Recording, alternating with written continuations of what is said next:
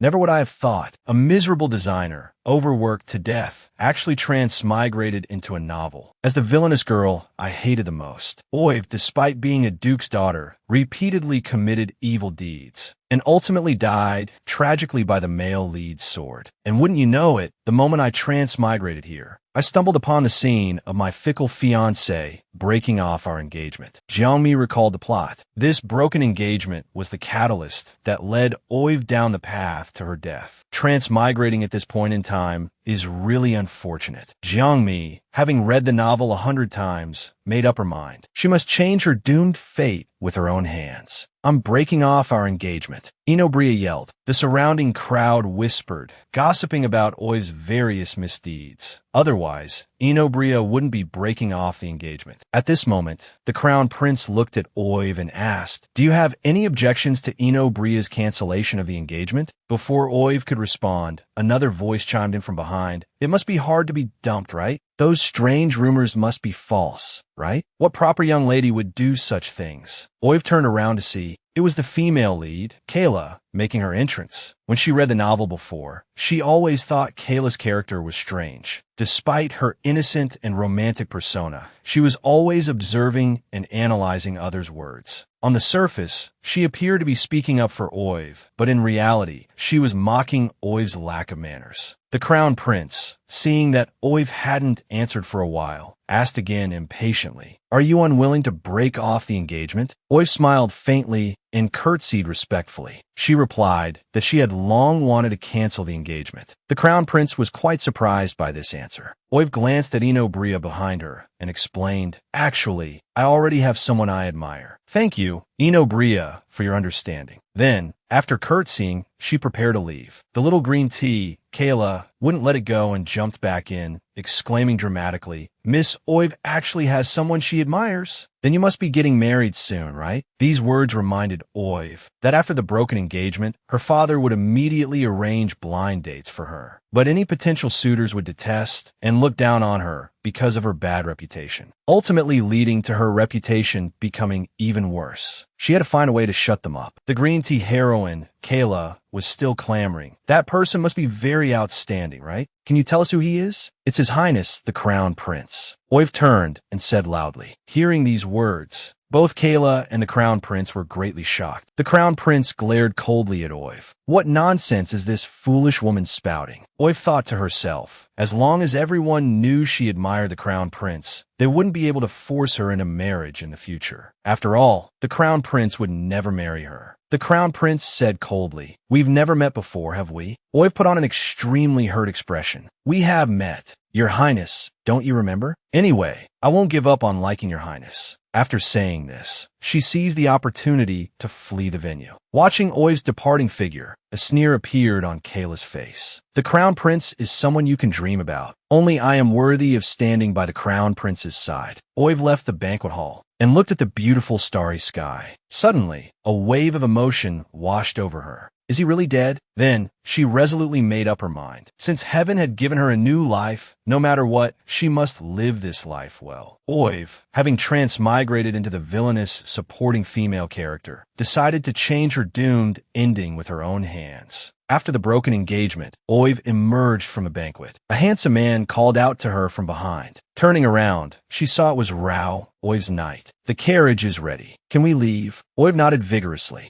Rao was the character she felt the most sorry for in the novel. Suddenly, Rao knelt down and prostrated himself on the ground. Seeing the scene, Oiv remembered. The original Oiv in the novel had a bad habit of stepping on Rao to get into the carriage. Feeling a pang of sympathy, she stepped forward and pulled Rao up. Then, to Rao's shock, she climbed into the carriage herself. Rao raised his hand and patted the place where Oiv had touched him, wondering what that vicious woman was up to now. Oiv, seeing this from inside the carriage, silently cried. She had forgotten that Rao hated her for being chubby. The thought of being disliked by a character she liked made her so sad. Back home, Oiv was immediately informed that the Duke was going to punish her. remembering that this was also in the novel, but it only said that the Duke severely punished Oiv without mentioning any other specific details. She walked and thought about how she could avoid being punished. Just as she pushed open the door, she heard the Duke's roar, "Oiv, what did you do tonight?" Oiv calmly bowed. "Father, it was Lady Inobria who broke off the engagement at the banquet. As the Duke's only daughter, my reputation doesn't matter. But if my reputation is affected, the Duke's reputation will also be ruined. I absolutely cannot implicate the Dukedom." The Duke didn't expect his daughter to say such a thing. He slowly stood up and walked to Oiv. "Oiv, you've changed." Oiv, thinking her character was slipping, quickly tried to recover. "I did do something wrong this time." "Nonsense," the Duke said angrily. "How can my daughter be wrong? It's all Inobria's fault." Oiv was startled. Was this the Duke's true character setting? "Do you like the Crown Prince?" the Duke asked. "Yes, so please stop arranging blind dates for me," Oiv quickly replied. The Duke's face darkened. He sighed inwardly. The Crown Prince was not a simple man. After discussing this matter, the Duke waved Oiv away. Just then, his aide brought him a list of potential suitors. The Duke's eyes softened. "That won't be necessary," he said. The aide stared, dumbfounded. The Duke, who hadn't smiled since his wife's death, was actually smiling. Meanwhile, Oiv was looking for her room. Suddenly, she heard scolding from a nearby room. It was the maid, Zelrona, being punished for breaking a teapot. Oiv looked at the teapot shards on the tray. The teapot had clearly exploded on its own. She had always hated superiors who made their subordinates take the blame. She immediately helped the maid up, offered a few words of concern, and told Zelrona to clean up the shards.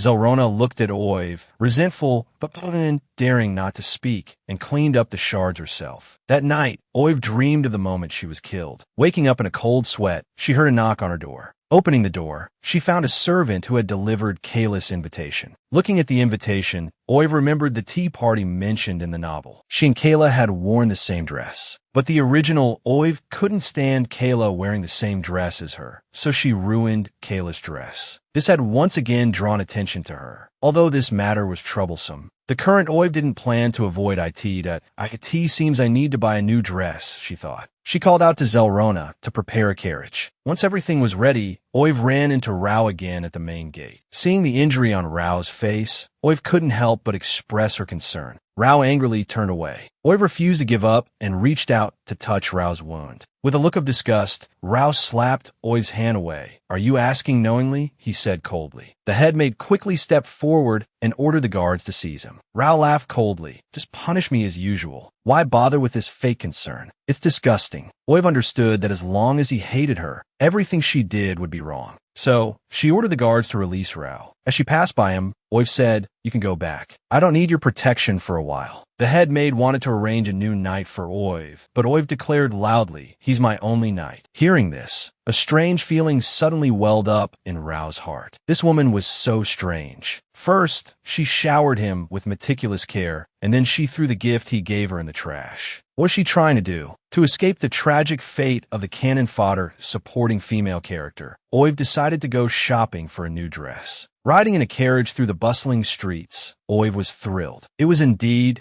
the commercial street from the novel, bustling with people. She then instructed the coachman to stop by the roadside and got out to walk around on her own. The market streets in the novel were very different from those in reality. Oiv saw many things she had never seen before. It was so interesting. I won't buy everything, Oiv screamed internally. Just as Oiv was thinking this, a man suddenly rushed out of a nearby alley, bumping hard into her. Without saying a word, he quickly walked away. Oiv was hit quite hard. It took her a moment to realize her bag was gone. Why wallet? Oiv cried out. It was filled with her precious money. "Hey, stop!" Oiv roared.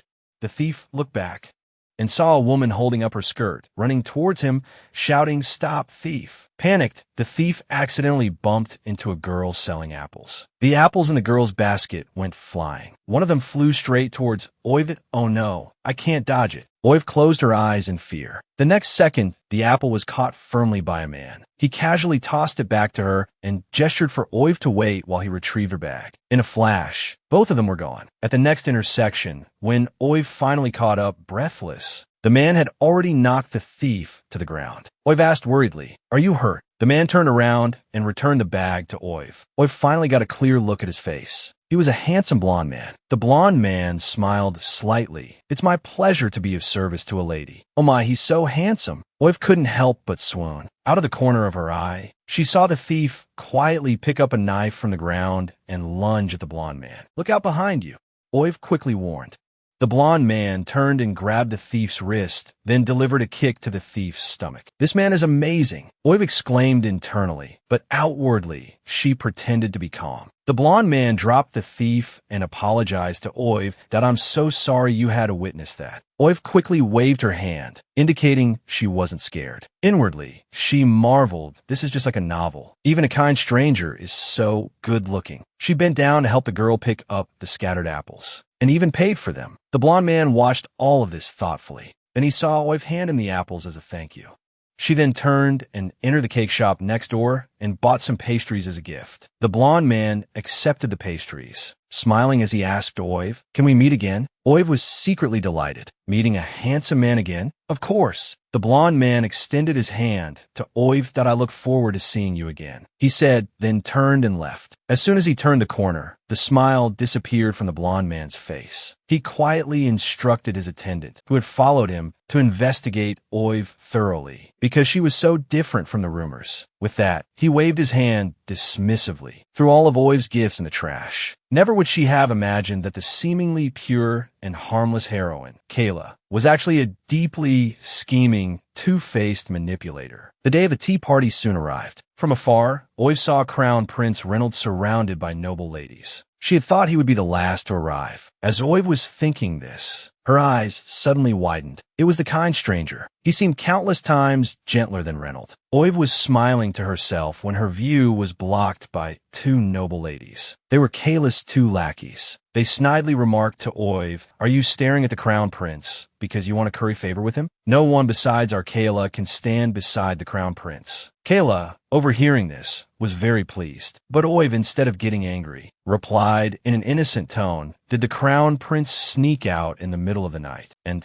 tell you he likes Kayla?" Then she shouted to everyone around, "Hey, who thinks the Crown Prince should marry Kayla? Raise your hand." Hearing this, the surrounding nobles quickly averted their gazes. Only the two lackeys foolishly raised their hands. Seeing them fall for a trap, Oiv immediately turned and pointed at them, saying to Reynolds, "Your Highness, someone wants to make decisions about your marriage." The two lackeys were instantly dumbfounded. Reynolds glared fiercely at them. "My marriage is not for the two of you to decide. If you haven't learned proper etiquette, go home and stay there." The two lackeys were practically scared witless. The blonde man, watching all of this, couldn't help but laugh that Reynolds actually been driven to his wits' end by this woman. Kayla, who had originally intended for Oiv to make a fool of herself, had the tables turned on her. Unwilling to accept this, she grabbed Oiv and falsely apologized for her lackeys, saying, "You don't mind, do you?" Smelling the strong scent of her two-facedness, Oiv calmly replied, "Of course not. It's not like they offended me." Kayla was instantly embarrassed. She quickly invited Oiv to sit beside her and then started talking about her family's desserts, inviting everyone to try them. Looking at the pastries in front of her, Oiv suddenly remembered another incident that happened at the tea party. A girl with a peanut allergy went into shock after accidentally eating a peanut cake. It was thanks to the doctor Kayla had brought that the girl survived. And because of this, Reynolds developed favorable feelings towards her. "I can't let them get together yet," Oiv thought. "Otherwise, how will I be able to cozy up to him?" Oiv immediately started searching for the girl, but she couldn't recall what she looked like. Then she heard Kayla say, "Tatiana, try the cake." "Yes, that's her name." Looking up, she saw Tatiana picking up a piece of cake, about to put it in her mouth. "Wait!" Oiv rushed forward excitedly and grabbed Tatiana's hand. The girl's companions, mistakenly thinking Oiv was bullying her, stood up to defend Tatiana. Oiv had a sudden idea. She asked, "Can I trade cakes with you?" Kayla, watching from behind, looked a little anxious and said that if she wanted some, she could have the kitchen make another one. Oiv leaned down and whispered something to the girl. The girl was stunned for a moment, then nodded and let Oiv take the cake. Tatiana's companions, however, were indignant. The commotion irritated Reynolds. The blonde man leaned closer and teased, "I wonder how delicious that cake must be for that lady to go through such lengths to get it." Reynolds, however, felt that this behavior was inappropriate. Regardless, causing a scene is not something a noble lady should do. The blonde man was a little surprised. Reynolds had never commented on any noble lady before. Although he had investigated and found no personal connection between Reynold and Oiv, he wanted to approach Oiv again to investigate further. I was trying to improve my image, Oiv thought dejectedly after the tea party. Sigh. Suddenly, someone called out to her from behind. Turning around, she saw it was Tatiana. Tatiana excitedly asked Miss Oiv, "How did you know I don't eat peanuts?" Oiv hadn't yet thought of how to answer this question. She couldn't very well say she'd read it in a novel. Just then, Reynold, who was talking to Kayla, also saw this scene. Oiv replied that she simply liked things with a peanut flavor. But Tatiana gratefully said, "Regardless, you saved my life today. Thank you so much." A thought suddenly popped into Reynold's mind. Was this really just a coincidence? She was supposed to be just an ignorant and spoiled young lady. Yet, she had transformed, her mind now comparable to a military strategist. Even his Duke father had praised her for it, and she was still worried about not winning over the Crown Prince. After much gossiping at the tea party, at the dining table at home, the Duke brought up her marriage again. He expressed that he still hoped she would give up on the Crown Prince and marry a reliable man. The border war had been escalating recently. The Crown Prince was about to personally go and suppress the rebellion. Being by the Crown Prince's side was simply too dangerous. Hearing this, Oiv couldn't help but sigh. This father unexpectedly loved his daughter quite a lot. Wait, had the plot already reached this point at the border? Recalling the plot of the novel, because of a leak from a traitor, Reynold's side suffered a crushing defeat. He was not only injured, but the Emperor also stripped him of his military power. His prestige was greatly diminished. Oh my, this was a great opportunity to do him a favor. Maybe she could even get an exemption from death out of it. Acting immediately, Oiv wrote about the traitor in a letter. But fearing the letter might be intercepted by the traitor, Oiv decided to deliver the letter to him personally. But reality was often crueler than imagined. The letter she offered was promptly thrown away by Reynold. Even when they encountered each other on the road, she was immediately brushed off by Reynold. It wasn't until Oiv, under the guise of giving a gift, tried to get Reynold to accept it, that it was disdainfully tossed aside. Oiv finally couldn't stand it anymore. She was clearly trying to do him a favor, but it felt like she was desperately pursuing him. At this time, rumors were also spreading throughout social circles that Oiv wanted to sleep with Reynold. It was utterly absurd, seeing that the Crown Prince was about to depart for the front. Oiv came up with another plan. She would simply ask her father for help. It just so happened that the Duke was waiting for her. A thick stack of matchmaking profiles lay on the table. Oiv couldn't help but feel a headache coming on. With so many people, it felt like they could circle the earth twice. The Duke solemnly said, "Give up on the Crown Prince." Oiv was instantly speechless. After a pause, she told her father that she actually sought the Crown Prince for another matter. She had just looked at the border map and had some thoughts she wanted to discuss with the Crown Prince. She would explain them to her father first. Then Oiv began to talk about the military issues between the two countries. Watching the eloquent Oiv, the Duke couldn't stop nodding in agreement. After she finished speaking, the Duke applauded in astonishment. He asked, "Did you come up with all of this yourself?" Then he exclaimed, "It's absolutely perfect, worthy of being my heir." Oiv felt a little guilty and quickly said it was all thanks to her father's teachings. The Duke looked extremely pleased and said he would immediately relay this battle plan to the Crown Prince. Inwardly, Oiv cheered excitedly. Success. The next day, Oiv received an invitation from Reynold. Oiv dressed beautifully that day. The moment he saw Oiv, Reynold asked, "Weren't you angry that I didn't see you before?" Oiv smiled faintly. "Whether or not you see me is your prerogative. Therefore, I wouldn't hold any resentment because of it." Reynold couldn't help but gaze at this woman. Her answer surprised him. He hadn't expected her to be so composed. Then he added, "You came up with a battle plan yourself. If I adopt this plan, and yet it failed, aren't you afraid the entire Duke's household will be held responsible?" Oliver, however, wasn't anxious. Instead, he asked with a smile, "My battle plan should be identical to yours, shouldn't it? You want to use this plan simply because you think your battle plan is perfect." But Oliver's tone suddenly shifted. He said seriously, "I advise you to abandon this plan, because even someone like me can think of it. The enemy nation will certainly be able to guess it as well." Oliver then took a few steps closer to Reynold, leaned in close to his ear, and whispered, "How can you guarantee that no one will leak the battle plan?" At this moment, the arrival of a maid broke the tense atmosphere. "Have a seat," Reynold gestured. When he saw that all the pastries brought out were peanut-flavored, Reynold felt a bit awkward. He had only asked the kitchen to make a few peanut-flavored ones. so why were there so many? Meanwhile, Oiv made a note in her mental notebook. Reynold likes to eat peanuts. Then, smiling, she picked up a spoon and took a bite. Quite delicious, she said to Reynold after swallowing. I do have a good idea. While Oiv and Reynold were talking, a man in the distance was quietly watching everything. This is so strange, he thought. The Crown Prince actually refused the green tea heroine's gift and instead reached out to the villainous cannon fodder Villainess. This story is getting weirder and weirder. That day, a maid brought her younger brother, Tia, to thank Oiv. She thanked her for saving her brother's life and declared her eternal loyalty to Oiv. Upon hearing this, Oiv smiled and extended an invitation to Cha, hoping she would become her personal maid.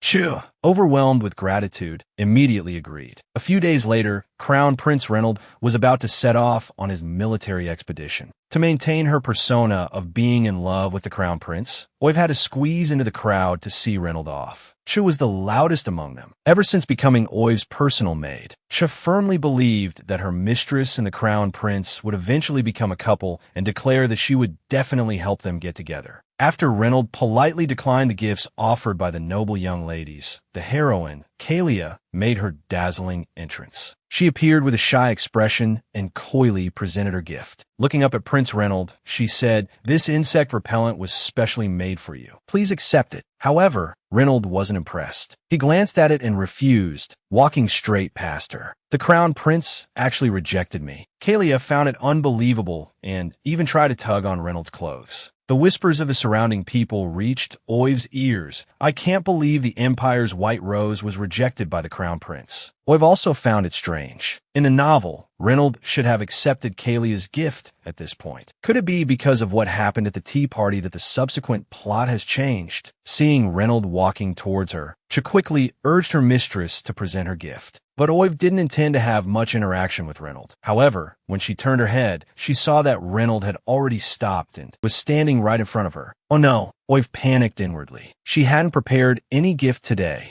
Under Reynold's expectant gaze, Oiv tremblingly and hesitantly pulled her handkerchief out of her pocket. Kalia's lackeys immediately started jeering from the side. She actually has the nerve to take out a used handkerchief. How could the Crown Prince possibly want something like that? The green tea appeared again, putting on an air of superiority. His Highness wouldn't accept any of our gifts. We just need to let him understand our feelings. She looked at the Crown Prince with a sincere expression, but the slap in the face came swiftly. Reynold reached out and took the handkerchief, gazing tenderly at Oiv. This scene made Kalia's eyes widen in disbelief. How is this possible? Then she saw Reynold take a step closer and lean in towards Oiv in an intimate manner. I helped you out of that situation. As payment, you have to do something for me when I get back, Reynold whispered to Oiv. After saying that, he took Oiv's hand and kissed it. Oiv immediately felt a murderous aura from behind, and her hair stood on end. On the verge of tears, she thought, "You're setting me up." Reynold continued talking to himself. "You owe me a big favor this time." Then he triumphantly mounted his horse and departed. A few days later, Oiv was still worrying about what Reynold would ask her to do.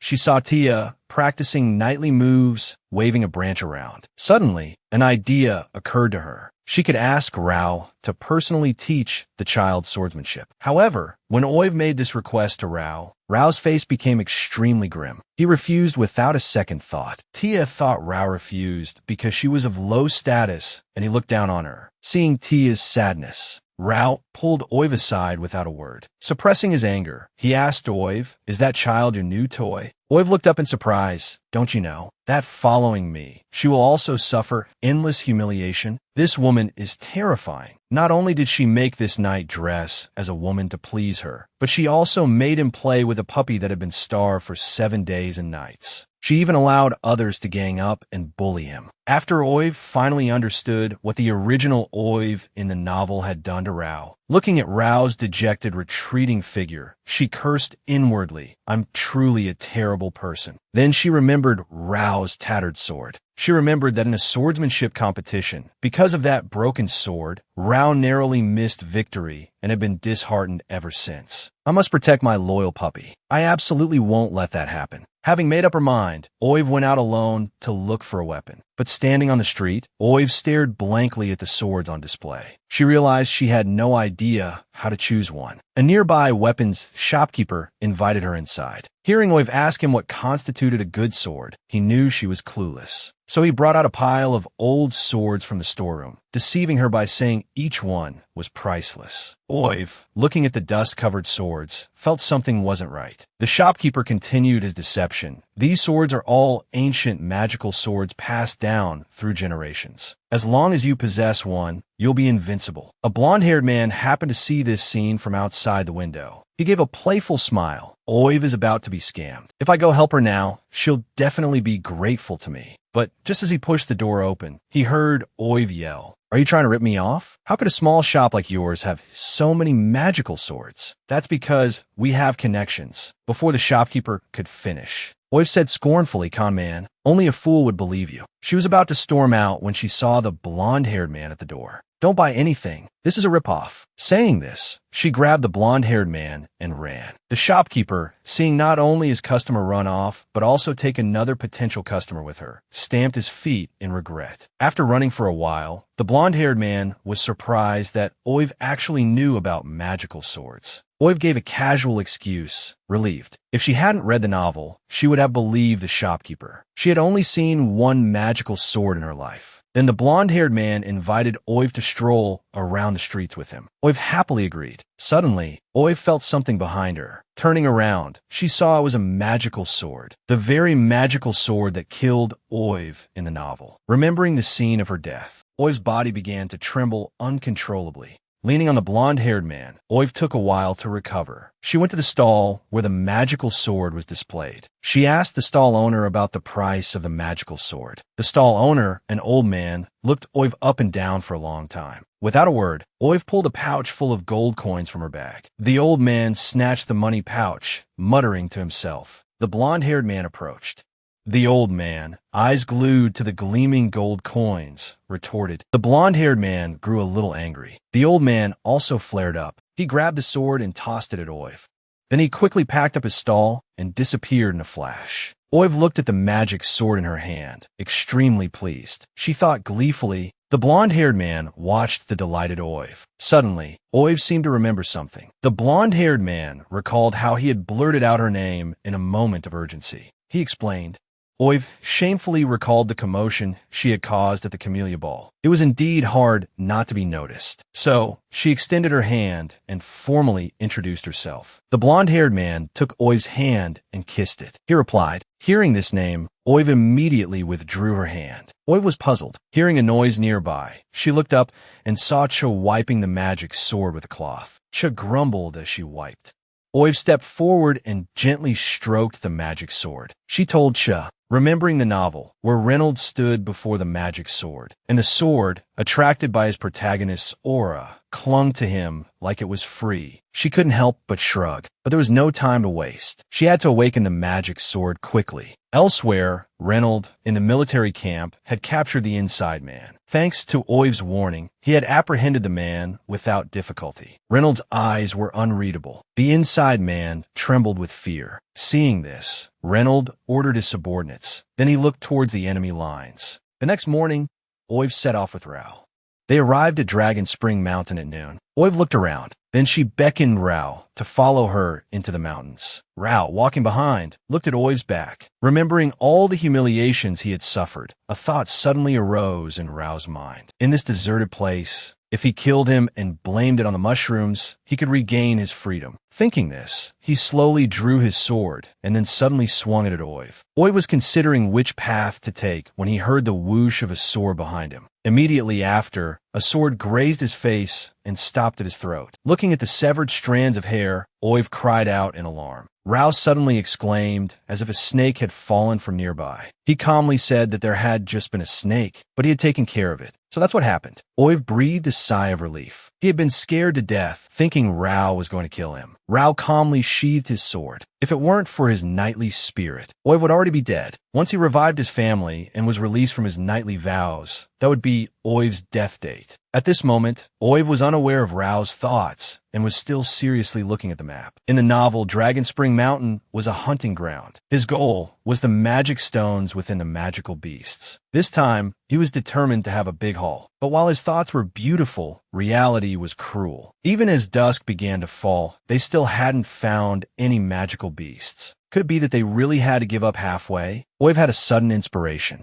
He took out all the remaining food and made a trap, preparing to wait for the prey to come to him. Rao looked at this with disdain. Oiv quickly tried to persuade him, saying that maybe this was the time when magical beasts came out to forage. If a magical beast appeared, Rao had to draw his sword immediately. Not far away in the forest, a black dragon smelled the aroma of the food and was walking towards it step by step. Oiv excitedly tugged at Rao's sleeve, signaling him to draw his sword quickly. Rao looked at Oiv with disgust as he grabbed his hand. Suppressing his displeasure, he raised his sword and slashed at the black dragon. With one strike, the black dragon coughed up a magic stone. Immediately following, another heavy blow landed. The black dragon crashed directly into a tree and fainted. With a dashing flourish, Rao sheathed his sword. Oi's heart nearly leaped from his chest. As expected of his favorite puppy, he was simply too cool. He showered Rao with compliments to be the strongest knight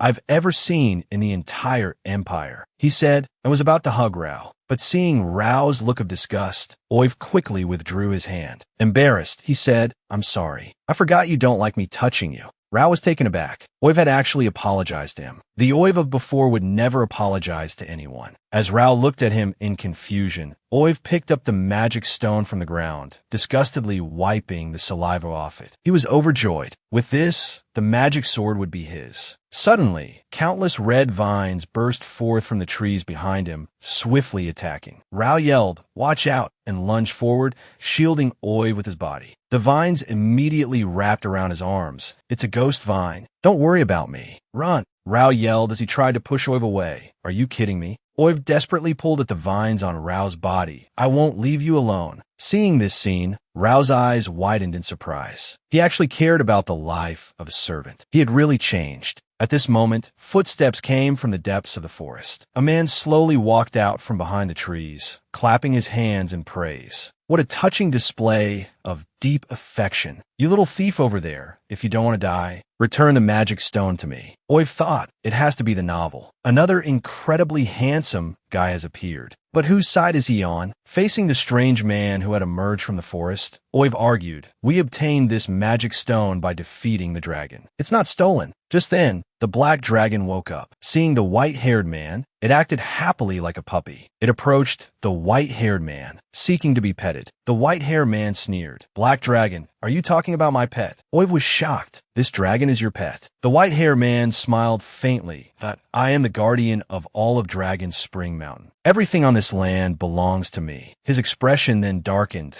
"And oh, one can steal anything from under my hand." Oiv swallowed hard, forcing herself to stay calm. "I can return the magic stone to you, but you have to release Rao first." Rao, hearing this, couldn't believe his ears. "What? Oiv is actually willing to give up the magic stone to save me?" The white-haired man's face was full of mockery that you're in no position to negotiate with me. However, you're somewhat interesting. If you stay, I'll let him go. Rao panicked. "Don't listen to him. Don't save me." The white-haired man snapped his fingers. Vines tightened around Rao's neck, choking him silent. "Don't hurt him," Oiv quickly shouted. The white-haired man's interest was piqued. "Why don't we play a game? You both choose one person to stay. If you choose the same person, I'll let you both go. If you choose differently, you both become dragon feed." Oiv agreed without hesitation. The white-haired man began to count down. Oiv's mind raced. Rao hates me so much, he'll definitely choose me. Meanwhile, Rao thought, selfish, Oiv will definitely make me stay. So, when the white-haired man reached the final number, Oiv and Rao both shouted, "I'll stay." The white-haired man burst into laughter. Both Oiv and Rao were surprised, blaming each other for not choosing themselves. The white-haired man stopped their argument. "According to the agreement, you both have to stay." Oiv spread her arms, shielding Rao behind her. "I take responsibility for my actions. The magic stone was taken by me. Let him go." The white-haired man looked at Rao meaningfully. "Why are you protecting him?"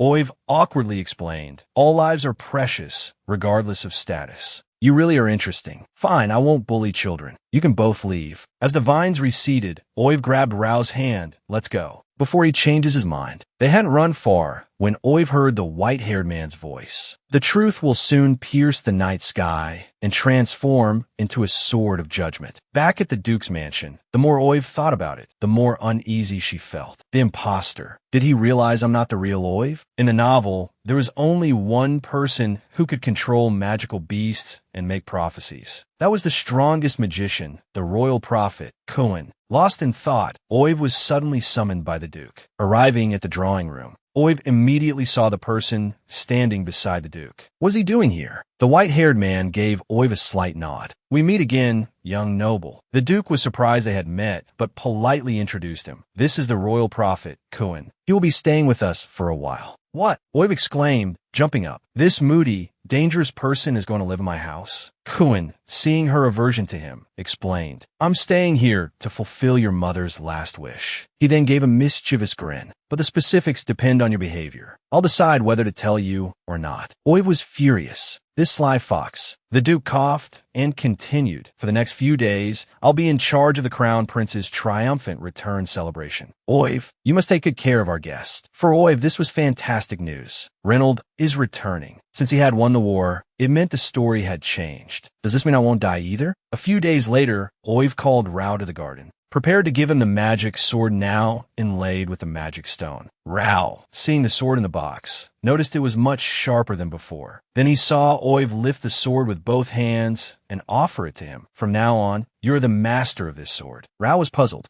You're giving me the sword? Oiv asked, her smile especially bright. Wasn't your old one broken? I was awful to you before, Rao said, looking into Oiv's sincere eyes, but I'll definitely respect you from now on. Rao finally reached out and grasped the sword. I hope what you said today wasn't a joke, he added. Then he ran off in a hurry. He's so cute when he's shy, Oiv thought. Just then, a voice came from behind her. Why did you give him the sword? Wouldn't it be better to keep it for yourself? Oiv said impatiently, it's none of your business. Kuin leaned closer to Oiv. Although the magic sword changes hands easily, it's ultimately a hidden danger in someone else's possession. Then he gripped Oiv's throat with both hands. Oiv felt a chill down her spine. She heard Kuin continue. Aren't you afraid he'll eventually still pierce your throat with it? This is bad, she thought, because of that two-faced woman's meddling. The powerful ally I finally secured is going to fly away. In the garden, Oiv impatiently shook off Kuin's hands. She reminded him not to touch her. Then, looking closely at Kuin's clothes, Oiv was greatly surprised. You're wearing that in my house. Kuin beamed. Are you smitten? If you like, I can marry you too. What is with this narcissistic weirdo? Oiv's face flushed crimson. She lifted her skirt and walked away, not forgetting to warn Kuin, don't follow me. Kuin grinned as he watched Oiv leave. When she was out of sight, the smile on his face instantly disappeared. How interesting. Not afraid of the magic sword, but afraid of me. But it's a pity. I can't see your future at all. Today was Reynolds' triumphant return. Oiv dressed up meticulously, looking as beautiful as if she had stepped out of a painting. She couldn't help but exclaim, My lady, you're so beautiful today. Oiv looked at Cha and then dressed her in beautiful clothes as well.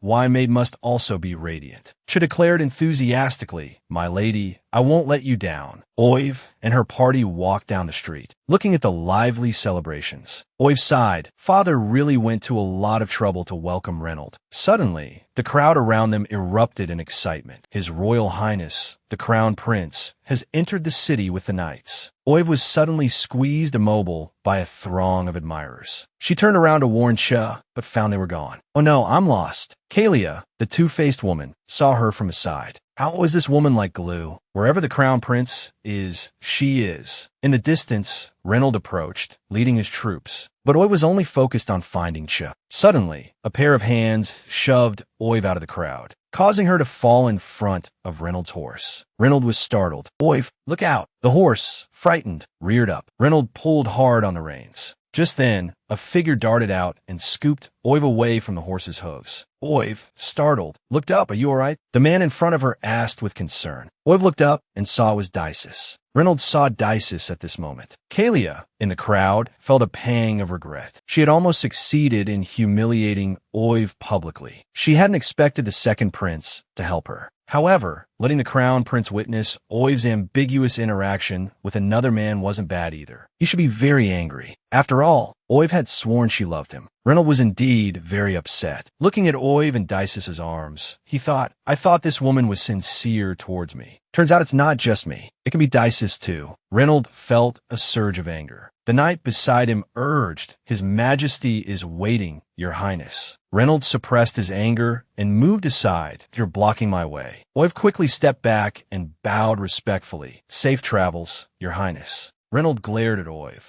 Oiv felt bewildered. Did I just anger him by blocking his way? Dysis watched Reynold leave, a smug look on his face. Anything you care about, I will snatch away. He turned to look at Oiv, who had been caught stealing. He invited her to go shopping with him. But Oiv thought that if Reynold discovered the truth, Dysis would certainly be punished. So she didn't want to have too much contact with him. But faced with Dysis's enthusiastic invitation, Oiv couldn't refuse at all. In the palace, the emperor asked Reynold who was the mastermind behind the traitor. Reynold, remembering that the traitor had implicated Dysis, chose to conceal it. He replied that he hadn't been able to find the mastermind. Afterwards, since Reynold had made a great contribution, the emperor offered him a reward. He then brought up Oiv. I heard you accepted her farewell gift before you left for the expedition. If you truly like her, Reynold thought of the woman who had claimed to love him, but was entangled with another man. He immediately interrupted the emperor. No, I don't like her. This is a dilemma that has plagued humanity for tens of millions of years. Should one choose the person who loves you or the person you love? This woman's choice is to have both. Back home that evening, Oiv seemed very distressed. Cha, while combing her hair, asked with concern, Miss, you've been preoccupied since returning from the celebration. Did something happen? Oiv didn't know how to bring it up. After hesitating for a moment, she pulled Cha close and whispered, Have you ever been confessed by a man? Cha's face flushed red upon hearing this. Miss, I'm still just a child. What are you saying? Then she immediately reacted. Could it be that the second prince confessed to you? Oiv, her thoughts exposed, felt a bit embarrassed. How did you know? Cha pointed to the bracelet and said, Ever since you came home, you've been staring at the bracelet second Prince Dysis gave you and sighing. Oiv couldn't help but recall the events of the day.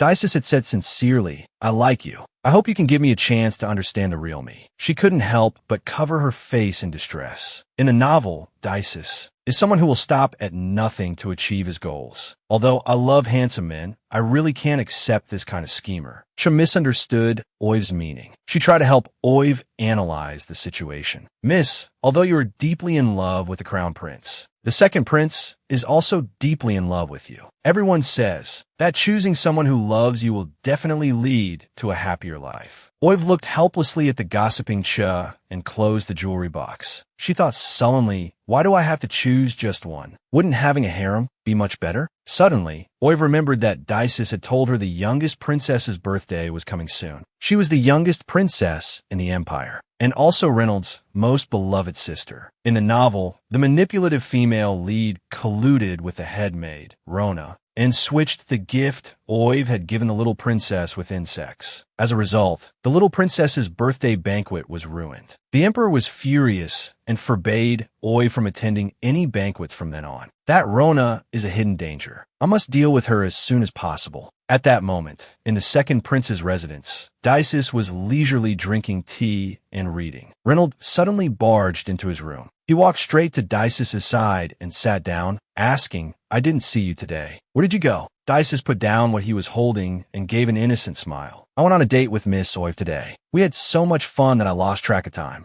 Reynold was a little surprised. Are you two already dating? Dysis continued to smile. I confessed to Miss Oiv today. He said he would think about it. Reynold's heart was filled with jealousy. He still needs to think about it? If he really liked me, shouldn't he have rejected Dysis outright? Looking at Reynold's gloomy and unreadable expression, Dysis asked his brother innocently, Why do you look so unwell? Reynold composed himself slightly that I've returned victorious for battle. Don't you have anything to say? Dysis laughed heartily. That's truly congratulations. I knew you would win, brother. Reynold, remembering that the captured traitor only confessed to Dysis, said sarcastically, I thought you didn't want me to win. Dysis was momentarily stunned. Does he know everything? But he quickly put on his standard fake smile that I know that you've been favored by father since childhood, so you certainly wouldn't disappoint anyone. Reynolds' expression darkened further as he stared intently at Dysis. Something seemed to shatter within him. Why did it have to be him who betrayed me? Then, standing up, he said, I'm going back. Don't mention you and that woman in front of me again. I don't want to know. With that, he turned and left. Watching Reynolds' retreating figure, Dices let out a cold laugh. His expression became incredibly sinister. It seems getting close to Oiv really does provoke him. He really does care about her. This man is so strange. He clearly dislikes that woman. Yet he wanted her to be his dance partner and even tried to force a kiss on her. The little princess's birthday was approaching, and Oiv decided to make a gift for her personally. Kuin casually picked up a dried flower. This is the gift you're preparing? These worthless scraps of paper and dead flowers. Oiv was a little annoyed. This is called a greeting card. And those are dried flowers. Kuin was curious. What can you possibly make with these things? Oiv showed the finished card to Kuin. Kuin leaned in curiously. He had never seen such an interesting card before. He asked with a smile, "Little noble, where did you learn to make this? Is it from your original world?" Oiv really didn't want to talk about this topic and pretended not to hear. Seeing Oiv's reaction, Kuin chuckled, "Don't be nervous. I won't expose you. After all, I'm still looking forward to more surprises from you." Oiv's head hurt even more. When is this guy going to leave my house? Sighing, Oiv picked up the card. "It would be even better if it could sing." Kuin was a little surprised. Sing? What's singing?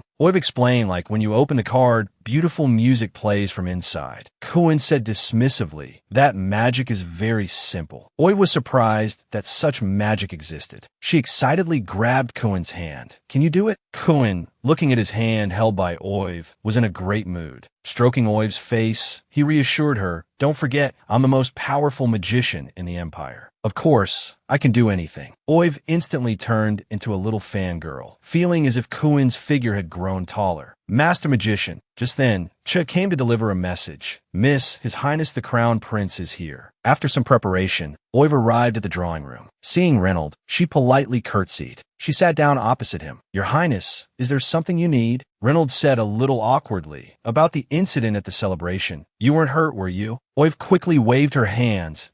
No. I was fortunate that His Highness the Second Prince helped me at that time." The Second Prince again. Hearing Dices's name, Reynolds' entire demeanor darkened considerably. He turned his head and muttered softly, "Even without him, I would have stopped the horse in time. I wouldn't have let you get hurt." Adjusting his composure, Reynolds sat up straight again. He pulled out a handkerchief. "I'm here this time to collect on your promise." Oiv, thinking he was going to ask her to do something bad, asked nervously, "What do you need me to do?" Reynolds stood up and moved closer to Oiv. As he leaned in closer and closer, Oiv's heart felt like it was about to leap out of her throat. Just as he was about to touch Oiv's lips, Reynolds spoke, "Tea, the little princess's birthday banquet. I want you to be my partner." That's all he wanted to say? Oiv felt a little disappointed. She thought he was going to kiss her. Reynolds straightened up and "Don't be so arrogant. Do you really think I want to marry you? You made a significant contribution to the victory against the Xeon Empire. This is your reward. A dress? This is ridiculous. How did you even come up with this reward?" Reynolds explained, "Because of what happened before, your image has plummeted. If you appear as my partner, no one will dare to criticize you. I can shield you from a lot of trouble." He then added, "Of course, this doesn't mean I like you. On the contrary, I hate you." Oiv rolled her eyes. "I can see that." Reynolds adjusted his jacket.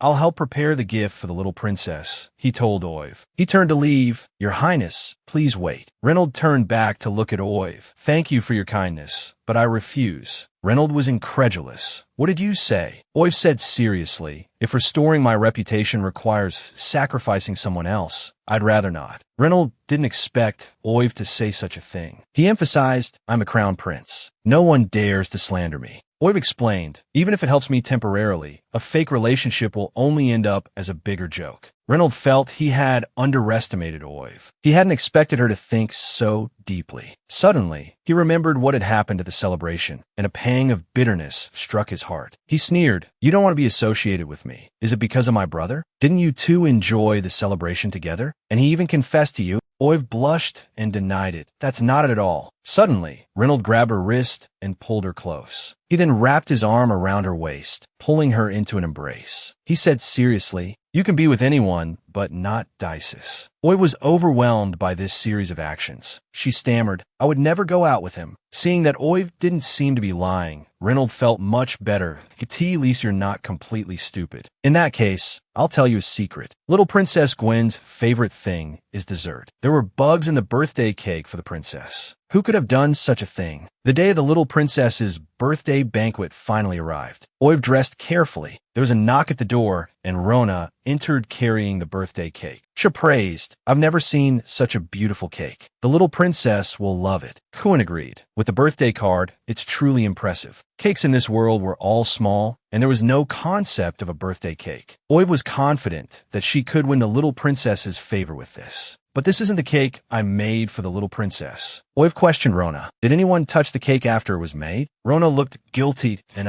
she recalled putting the bugs in and thought no one had seen her. Oiv couldn't possibly know. Could she have noticed something? Oiv asked Chia to bring a knife, preparing to cut the cake. Rona was shocked. Oiv questioned Rona again. You have one more chance to confess. Rona continued to feign ignorance, claiming she knew nothing. She believed Oiv wouldn't ruin the gift for the little princess. Oiv sneered. Chu cut the cake. She brought the knife down. Sure enough, inside they found a large cockroach waving its antennae. Chu exclaimed, Miss, there's a bug in the cake. Rona immediately knelt down and made excuses, claiming she didn't know how the bug got there. Oiv exposed her directly. Didn't you put it in there yourself? Then she called on Chow to testify. I saw her put the bug in with my own eyes. Oiv asked righteously, what do you have to say now? Rona said, so you suspected me all along. Oiv interrupted him. What exactly did Kalia promise you? Rona stopped pretending to be afraid. Miss Kalia promised me a job in Erlita. Oiv scoffed that you're fired. Someone, get her out of here. Being pushed and swept away, Rona continued to taunt her relentlessly.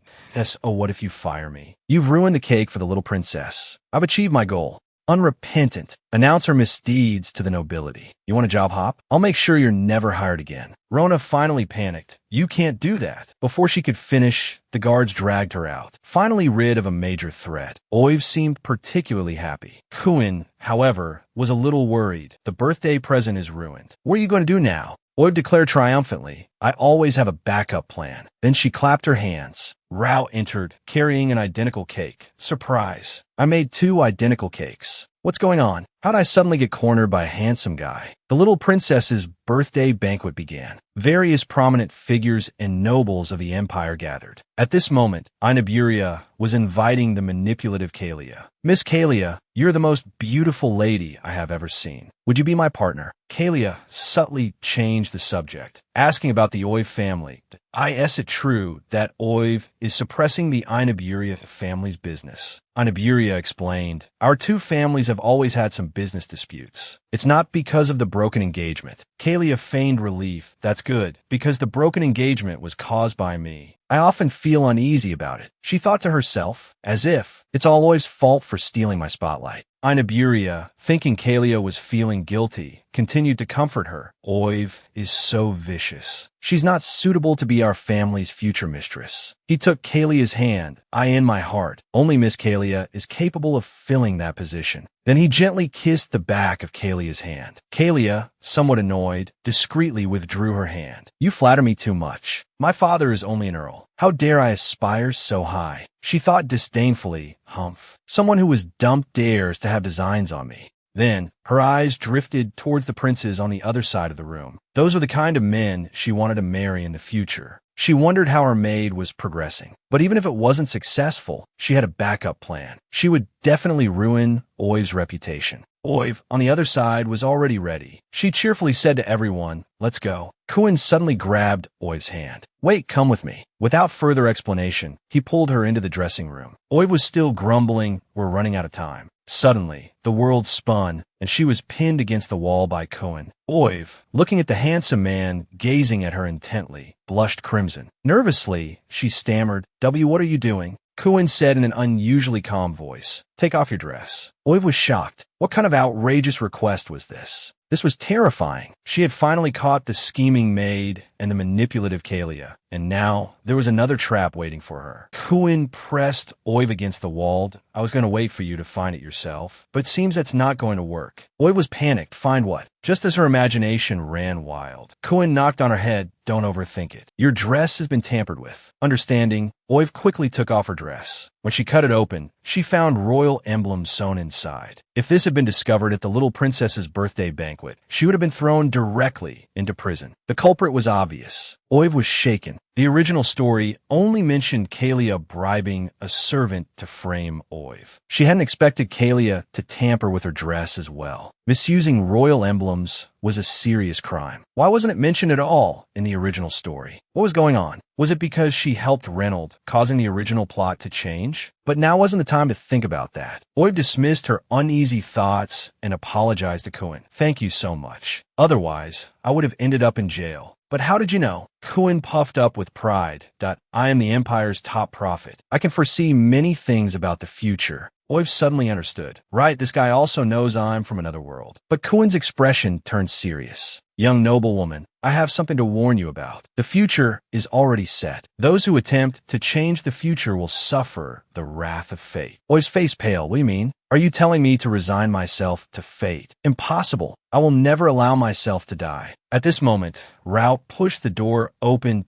My lady, the banquet is about to begin. Oiv collected herself. All right, let's go then. I can only take things one step at a time now. As the banquet hall doors slowly opened, the gorgeously dressed Oiv, arm in arm with Kuin, entered the ballroom. Their outstanding appearances immediately attracted everyone's attention. There were compliments, but also quite a few disparaging remarks born of jealousy. Oiv sighed deeply. I shouldn't have entered with you. Kuin chuckled. What? Are you overwhelmed by my charm? Seeing Oiv's silence, Kuin became even more smug. My popularity among noble ladies is no less than the prince's. Don't worry, with me here, no one dares to harm you. The second prince, Dices, approached them. Lady Oiv, you finally arrived. Oiv immediately curtsied. Dices glanced playfully at the two of them.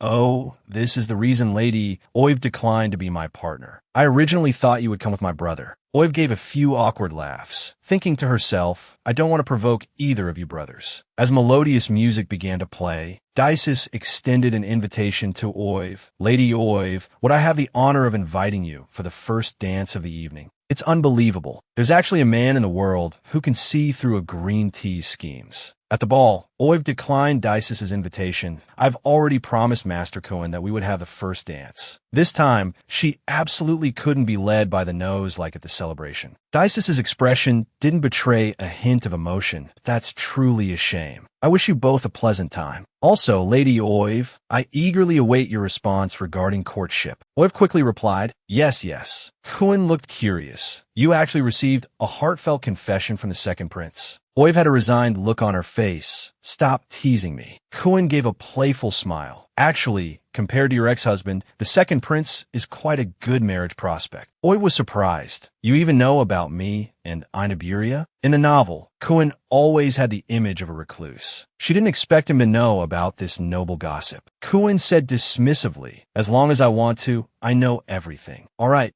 you're amazing. But the second prince isn't my type. I'll find a suitable opportunity to refuse him. Kuin's interest was piqued. Ditto? What type do you like then? Oiv thought of the four male leads in the novel. Cold and calculating, mysteriously handsome and straightforward. No, the world is so big, why must I choose from among the four of them? She then earnestly said to Kuin, I like the type who can protect me and let me live to 100. Kuin laughed. That's an interesting answer. If we keep chatting, the music will end. He extended his hand to Oiv. Beautiful lady, may I have this dance with you? Oiv gently placed her hand in his, with pleasure. As the two danced gracefully on the dance floor, Reynold watched them from afar, silent. Kalia noticed Reynold standing alone and hurried over. Your Highness, are you alone? Following the crown prince's gaze, she saw Oiv on the dance floor. I didn't expect Oiv to attend with Master Kuin. It's quite surprising. As far as I know, Master Kuin has never brought a female companion to a banquet. Reynold coldly interrupted her. Who Lady Oiv attends with is her own freedom. It's not for others to discuss. Kalia was momentarily speechless, but she persisted in asking, "Your Highness, aren't you going to dance?" If she could have the first dance with the crown prince, everyone would surely envy her. However, Reynolds' words were tinged with anger. "Does whether I dance or not bother you?" Kalia quickly explained, "I mean, if your highness is so inclined, perhaps we could—" "Absolutely not," Reynolds refused without a second thought. "Miss Kalia, I am not the little Marquis Oscardo. Please don't use the tactics you employ on other men with me. I detest scheming women." He wondered what gift Kalia would present to the little princess to gain favor with the royal family. In the banquet hall, Kalia, hearing Reynolds belittle her so, completely lost control of her emotions and shouted at Reynolds, "What's so good about Oive? Why don't you detest her? What makes her better than me?" The music abruptly stopped. The noisy crowd was drawn to Kalia's outburst. Kiki looked over. Kalia finally realized what a blunder she had made. Reynolds sternly rebuked her. "Miss Kalia, you are behaving disgracefully." Humiliated and embarrassed, Kalia quickly apologized to the crown prince, but inwardly cursed Oive. This is all her fault. A guard announced, "Her Highness, Princess Wenger, has arrived." The palace doors slowly opened, and the king entered, carrying the little Princess Wenger. Once the king was seated, the guests present offered their greetings. Kalia looked at the little princess in the king's arms. If she could win over the king and the princess, her earlier disgrace would be forgotten. She would still be the empire's admired white rose. One after another, the guests presented their carefully prepared gifts to the princess. But the little princess seemed indifferent to the crystals and jewelry offered to her. Then Kalia stepped forward, holding a plate of pastries that "I specially prepared this cake for your highness. I hope you like it." The little princess immediately brightened at the mention of cake. Wenger loves cake. She eagerly took a piece and put it in her mouth. "Delicious." Seeing the little princess's happy smile, Kalia quickly mentioned the cake's origin. "These cakes are made by Master Lane. I'm so glad you like them." The king looked slightly surprised at the mention of Lane's name.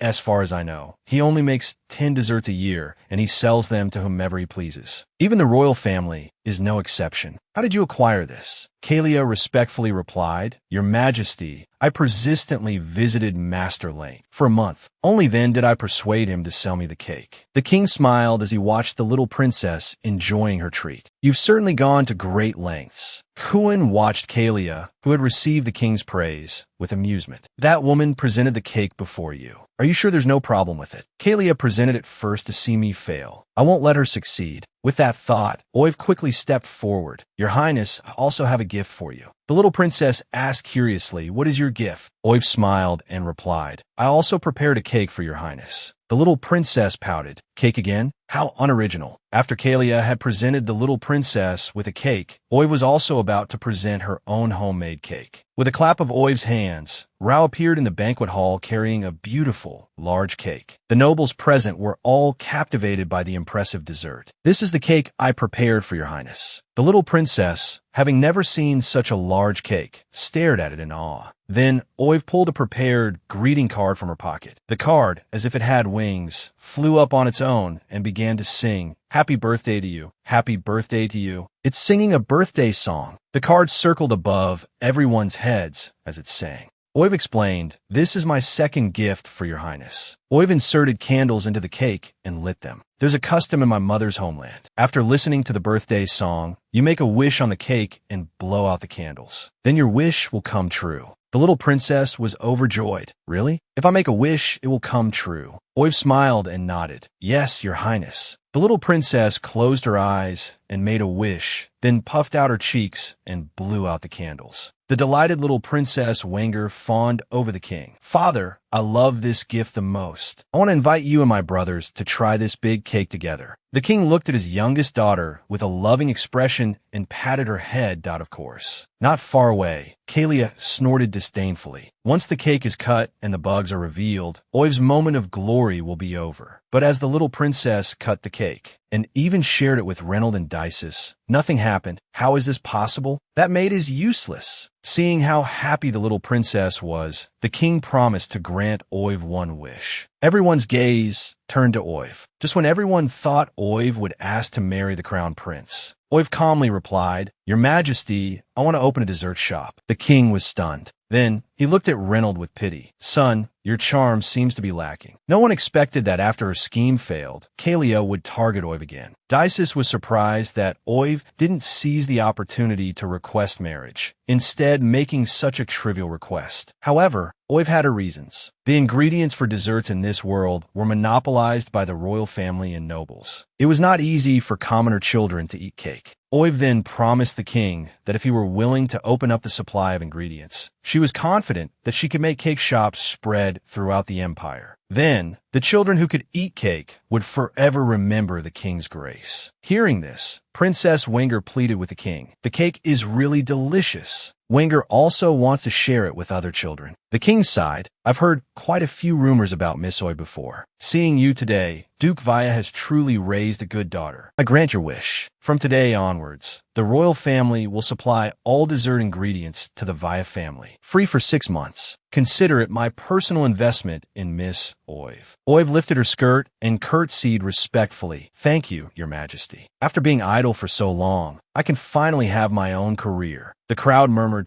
Is this still the same Oiv? She actually gained the king's favor. Oiv happily watched all of this. Great. The negative impact of the broken engagement has faded. People really have to rely on themselves. Kalia, seeing that Oiv not only hadn't been embarrassed, but had also won a reward, was furious. This isn't over yet. At this moment, a noble suddenly stepped forward. Your Majesty, someone has just reported that the Duke Via's daughter has sewn royal emblems onto her dress. This is a blatant disregard for royal authority. The king was shocked. Investigate this matter. Oiv looked at the smug Kalia. This is your last card tonight, isn't it? Oiv respectfully said to the king, Your Majesty, I swear on the Vaya family's honor that I have been wrongly accused. Misusing royal emblems is a serious crime. Oiv, do you have any evidence to prove your innocence? Oiv stood up straight. I am willing to change out of my dress and let you inspect it to prove my innocence. With that said, the king delegated the matter to Reynold and left the bustling banquet hall. Oiv changed out of her dress in the room and handed it to Reynold. Reynold, however, didn't reach out to take it. Instead, he asked Oiv, when you made your wish earlier, why didn't you take the opportunity to ask my father to grant us marriage? You keep saying you like me. Don't you want to become the crown princess? Oiv appeared open and honest. I never thought of getting you that way. After all, you can't force love. Inwardly, she thought, I was worried that after breaking off the engagement, my family would arrange another marriage for me. So, I used Reynold as a shield. How could I actually marry him? Then she put on a pitiful expression that I know your highness dislikes me. So I've been trying hard to stop liking you and distance myself from you. Then she shoved the dress into Reynold's arms and prepared to leave. Your highness, the dress is yours. Please clear my name. Hearing these words, Reynold felt an inexplicable pang in his heart. Wait, you pulled Oiv back. What do you take me for? Liking me when you want and not liking me when you don't. Why? Why does your aloofness and politeness cause me pain? This is unbelievable. Kalia is actually trying to drive a wedge between the little princess and Oiv. Will the little princess believe what she says? Oiv, her hand grasped by Reynold, looked puzzled. Your highness, isn't this exactly what you wanted? You must be quite annoyed by my persistent public confessions. Reynold remained silent. Oiv did often act unpredictably, but did he truly dislike her?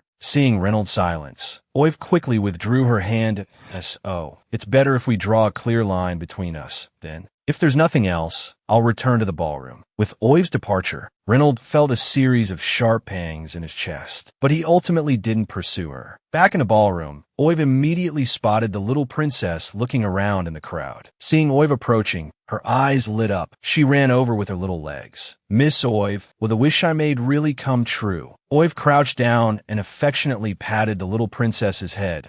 As long as it's a wish made with all your heart, it will definitely come true. Suddenly, a sharp, sarcastic voice rang out. Miss Oiv, are you treating her highness like a 3-year-old? If every wish made could come true, wouldn't that imply divine power surpasses royal authority? This is a blatant disregard for the entire royal family. Oiv couldn't retaliate in front of the little princess. Miss Kalia, please don't escalate this to a political level. Kalia continued relentlessly. I apologize. I'm just kindly reminding you. It's fine for the little princess to be happy, but you still need to be mindful of your words, lest someone with ulterior motives seize upon them and implicate your entire family. At this moment, a small hand tugged at Oiv's. Is she telling the truth? Will my wish not come true? Oiv held the little princess's hand and returned that of course not. It's just that the creator is a little busy. Why don't you tell me your wish quietly, and I'll help you make it come true. Kalia continued to chatter, Your Highness. You must be discerning. Don't be misled by certain people. Suddenly, the little princess turned to Kalia, adopting a regal demeanor. She declared, word by word, this doesn't concern you. You may leave. Kalia dared not disobey the little princess and could only hurriedly curtsy and excuse herself. Don't get too cocky, Oiv. If you can't fulfill the princess's wish, you're finished. Oiv leaned closer to the little princess. Oh, what is your wish? The little princess blushed slightly. Wenger wants Crown Prince Reynold to hug me and tell me happy birthday. I see. Oiv gently placed her hand on the little princess's shoulder and looked at her resolutely. Your Highness, you must be bold and say what you want. Only when you express yourself will he know your feelings. The little princess suddenly became upset that I'm scared. Brother Reynolds seems so cold. I'm afraid to talk to him. Never whisper secrets behind people's backs. Big things can happen if you're overheard. Looking at the distressed little princess, Oiv comforted her with a smile. That's all right. I'll teach you, Your Highness, how to confess. The little princess's spirits lifted immediately. Wonderful. Oiv dramatically cleared her throat. Then, allow me to demonstrate for Your Highness. Your Highness, Crown Prince, I like you. At that moment, Reynold happened to pass by. Seeing their secretive behavior, he stopped. Oiv continued, because of you, I find the wind gentle and the snow romantic. You are the only hero in my heart. The little princess clapped her hands. Wow, Miss Oiv, you really like Brother Reynold. Oiv quickly denied it, that I'm just demonstrating. My reputation is too poor. I'm not worthy of His Highness. I'm just the original assistant. The tragic female supporting character he's destined to be with. I'd be grateful if he spare my life. Reynold, however, took her words to heart. So this was her true feeling. Oiv, sensing footsteps behind her, was terrified. When had Reynold appeared? Had he heard everything she just said? As Oiv panicked, Reynold spoke. Miss Oiv, were those words your true feelings? Oiv immediately admitted the truth to herself. He had indeed heard everything. She quickly pulled the little princess forward as a shield. Your Highness, Princess Wenger has something to say to you. The little princess shyly called out, Brother Reynold. Reynolds' expression remained cold. Wenger, what do you want to say? Oiv quickly encouraged the slightly timid little princess. Your Highness, you can do it. Be brave and express your wish. The little princess took a deep breath and steeled her resolve. Brother Reynold, Wenger likes you. Wenger wants a hug from Brother Reynold, and I want Brother Reynold to tell me personally, happy birthday. He looked at their expectant faces. Reynolds sighed helplessly. Happy birthday, Wenger. The little princess was overjoyed. And a hug. Reynold crouched down and opened his arms. Come here. The little princess excitedly threw herself into his arms. I love big Brother Reynold the most. Reynold tightened his arms and hugged the little princess back, finally showing a hint of a smile. Oiv watched the siblings embrace. She had finally fulfilled her mission of bringing them closer. Soon, the little princess was taken back to the ballroom by her maids. With the little princess gone, Oiv sensed that the atmosphere wasn't quite right and prepared to slip away quietly. But before she could take a few steps, Reynold grabbed her back. Stop. You're not planning to give up on liking me, are you? Why? Oiv issued a triple denial that I'm not. I didn't. Don't talk nonsense. I was just showing the princess how to confess her feelings to you. Reynolds' eyes sharpened at oh, you're saying you were just playing around? How unbelievable. It seemed the male lead had successfully convinced himself. He heard Reynolds ask, were those words really just a joke? Oiv nodded quickly. She didn't have Stockholm Syndrome. It was unlikely she would develop feelings for someone who was going to kill her in the future. In the ballroom, Dices saw Kuin alone and was a little curious. Aren't you with Lady Oiv? Kuin smiled and replied, she has some matters to discuss with His Highness, the Crown Prince. Dices was somewhat surprised that Oiv was with Reynold now. Kuin, with his all-seeing eyes, looked at Dices. Your Highness, the second prince, there's something I've been wanting to say to you. Dices quickly replied, I'm all ears, Your Highness. Sometimes, being overly attached to something that doesn't belong to you will only lead to greater loss. Dices hadn't expected Kuin to see through his plans. He was stunned for a moment, but quickly recovered. Thank you for your advice. However, for someone who has nothing left to lose, grasping at everything is the only way to change fate. He would absolutely not give up on Oiv. Her abilities were not to be underestimated. If she and Reynold joined forces, they would undoubtedly become his greatest threat. He had to get her before Reynold did. Back in the room, Oiv was still subtly trying to distance herself from Reynold. That I know. I'm not worthy of your affection. Before she could finish, Reynold grabbed her and forced her to meet his intense gaze. Whether you're worthy or not is for me to decide. Besides, why would you think I wouldn't fall for you? What? How dare they bully his favorite little wolf dog? He'd have to give them a good beating for that. Back at the Duke's mansion, the Duke disapproved of Oiv opening her own shop. He believed she had no experience in business. Most importantly, Oiv hadn't told him beforehand and had made the decision on her own. Unforgivable. In a fit of anger, he told her to raise the funds herself. Oiv couldn't understand how things had turned out this way. She thought getting the royal approval would be enough. She hadn't expected her father to refuse to provide the startup funds. She had already boasted to Reynold about focusing on her career, although the circumstances at the time had forced her hand. Her thoughts returned to the banquet. Why would you think I wouldn't fall for you? Because your highness is focused on the future of the empire, while my reputation among the nobles has always been at rock bottom. Only by building my own career and proving my worth can I stand proudly by your side. Oiv didn't know why she felt so restless. She was clearly just trying to appease him, yet she hoped to leave a good impression on him. Reynold lifted Oiv's chin, forcing her to look into his eyes. That I hate being deceived and used. Remember, I'm not a pawn to be discarded after use. I will personally verify the truth of these words. If I find out you're fooling me, you're dead. It was another sunny day, a perfect day for training. Yet, Rao was cornered by several knights, covered in injuries. Rao, you've been getting quite cozy with the young lady lately, haven't you? Now you don't want to be the young lady's dog, but her lover? Know your place. You're no longer a noble. They slapped Rao's face hard that if you don't listen, don't blame us for being unkind. Suddenly, a voice came from behind. Who are you being so rude to? The knights turned to see Oiv had arrived. Immediately, feeling guilty, they retreated to the side. Oiv stood there imposingly. I'd heard rumors of bullying in the Night Order. I didn't expect them to be true. We spend so much money supporting you, not so you can bully your colleagues when you're full and have nothing better to do. From today onwards, the Night Order's daily training will be doubled. She then hurried to Rao's side. Are you all right? Rao turned his head away dismissively. It's not the first time. I'm used to it. Oiv immediately declared her loyalty. With me around, no one will be able to bully you. Rao looked at Oiv with confusion and bewilderment in his eyes. That MY lady, you've been protecting and fawning over me recently. It's definitely not just because you want to gain a servant's favor. What exactly do you want from me? A woman who can barely read, yet can quote legal statutes at will. Faced with Rao's questioning, Oi's heart leaped into her throat. As expected of my little wolf dog, your intuition is sharp. Then she explained, feigning composure, I just want to make up for my past mistakes and earn your true loyalty. She thought to herself, I must win him over as soon as possible. Otherwise, according to the original plot, he will take harsh revenge on me in the future. Rao continued to question her.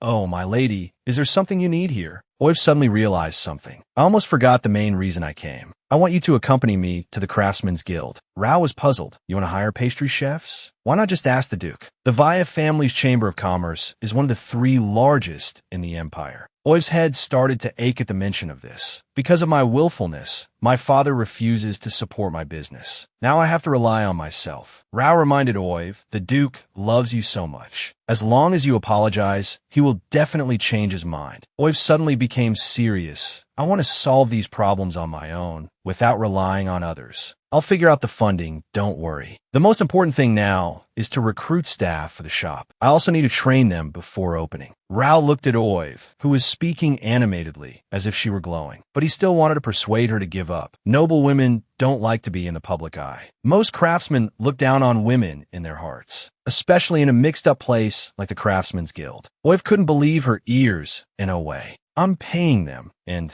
they're going to discriminate against me based on my gender? This sexism is truly inescapable. But in the end, Oiv decided to go to the guild. Upon entering, she immediately stated her needs to the manager. Hello, I want to hire a group of pastry chefs. Seeing that she was a woman, the manager didn't even look up and tried to dismiss her. Oiv couldn't stand this humiliation that you're running a business. Shouldn't you treat every customer equally? The manager sneered mockingly. Tell me, customer, is the money you're using to hire these people your own? Or is it from the men in your family? Can a woman even make such decisions? This sarcastic tone infuriated Oivd. Of course, I can make decisions. Don't underestimate me. Thanks to the original Oiv's frequent shopping sprees, there were a lot of valuables at home. Once she exchanged them for money, she would have her starting capital. The manager didn't want to waste any more breath on Oiv. This isn't a place for noble ladies like you to play around. Leave now. While they were arguing, someone was watching everything from above. The attendant behind him asked in a low voice, Your Highness, should we go down and help? Dices immediately refused. Wait a moment. Let me see if Oiv has any real skills. Downstairs, Oiv's gaze was sharp. You have no right to kick me out. According to imperial law, no chamber of commerce or craftsman's guild may obstruct lawful hiring practices without cause. Violators will be dealt with as obstructing imperial commercial development. The manager's face paled. He didn't expect a woman to know imperial law. Oiv pressed on. I advise you to stop stalling. Otherwise, I will immediately report you for obstructing my business, and I'll have you thrown in jail. The manager realized he couldn't afford to offend this woman. He quickly nodded and bowed. Let's talk it over. Miss, please come to the reception room, and we can discuss this calmly. Rao was completely stunned by Oiv's actions. Oiv, who could barely read, had actually read the Imperial Law Code. She had actually understood such a difficult book. After some discussion, the manager brought a group of pastry chefs to the reception room. Miss, these are the pastry chefs you selected. If there are no issues, please pay the deposit first. Oiv hadn't expected to pay a deposit up front and was dumbfounded. She thought if I had known, I would have gotten some cash first. Making up an excuse, she said, I didn't bring any money today. I'll bring it to you in 2 days. The manager's face immediately changed. The pastry chefs behind him began murmuring amongst themselves. She talks a big game, but she's broke. No money, and she's pretending to be an employer. What a waste of time. I told you, women shouldn't be doing business. Go home and serve your husband and have children. Oiv trembled with anger at these words. Just as she was about to give the manager a good beating, a voice drifted over. How much is the deposit? I'll pay it for her. He was a blatant liar, making things up as he went along, yet everyone believed him. Now, how is he going to get out of this? Oiv looked in surprise towards the direction of the voice. It was Second Prince Dices. He claimed he was just passing by and happened to see her in trouble. So, he wanted to lend a hand. Unexpectedly, Oiv refused his offer without a second thought. Dices immediately put on a pitiful expression. Could it be, Lady Oiv, are you rejecting me again? The scene flashed back to the banquet. Oiv had told Dices that she couldn't accept his confession. Dices thought she had rejected him because she considered him inferior to Reynold. However, Oiv told him that the one who wasn't good enough was actually him. The reason she wished for a pastry shop from His Majesty was to improve herself, hoping to become as excellent as the two princes. Dices still wore the same pitiful expression. Although Lady Oiv rejected me that day, I hope we can start as friends. Oiv politely responded, It's my honor to be friends with His Highness. Inwardly, she was going crazy. What's wrong with this villain? Why does he keep pestering me? Dices continued, Since we're friends, it's all right for me to help Lady Oiv pay the deposit, right? Hearing this, Oiv quickly refused. It's unnecessary to trouble your highness with this matter. Dices pressed on, If you don't pay the deposit, other employers might snatch the people you've chosen. What will you do then? He had already heard that Duke Vaya had cut off Oiv's funds. He believed that offering help at her most difficult time would surely make her unforgettable to him. Oiv, however, appeared very calm. She addressed the pastry chefs present. If you want to find other employers, I won't stop you. But don't blame me for not telling you. The Empire's top pastry chef, Mr. Laint, will be working in my shop in the future. These words caused an uproar among the pastry chefs. Really? Is that true? That's Mr. Laint, whom even the royal family can't hire. Rao was also shocked. Oiv had no money or connections. How could she possibly hire Laint? Might be to choose a few promising students from among you. The pastry chefs instantly erupted in excitement. If they could receive Laint's guidance, their future would be secure. I want to go too. Dices silently observed Oiv from the side. First Kuan, now Laint. How many more cards does this woman have up her sleeve that I don't know about? Seeing the excited pastry chefs, the manager worried that these artisans would become uncontrollable. He asked Oiv, Do you have any proof of what you're saying?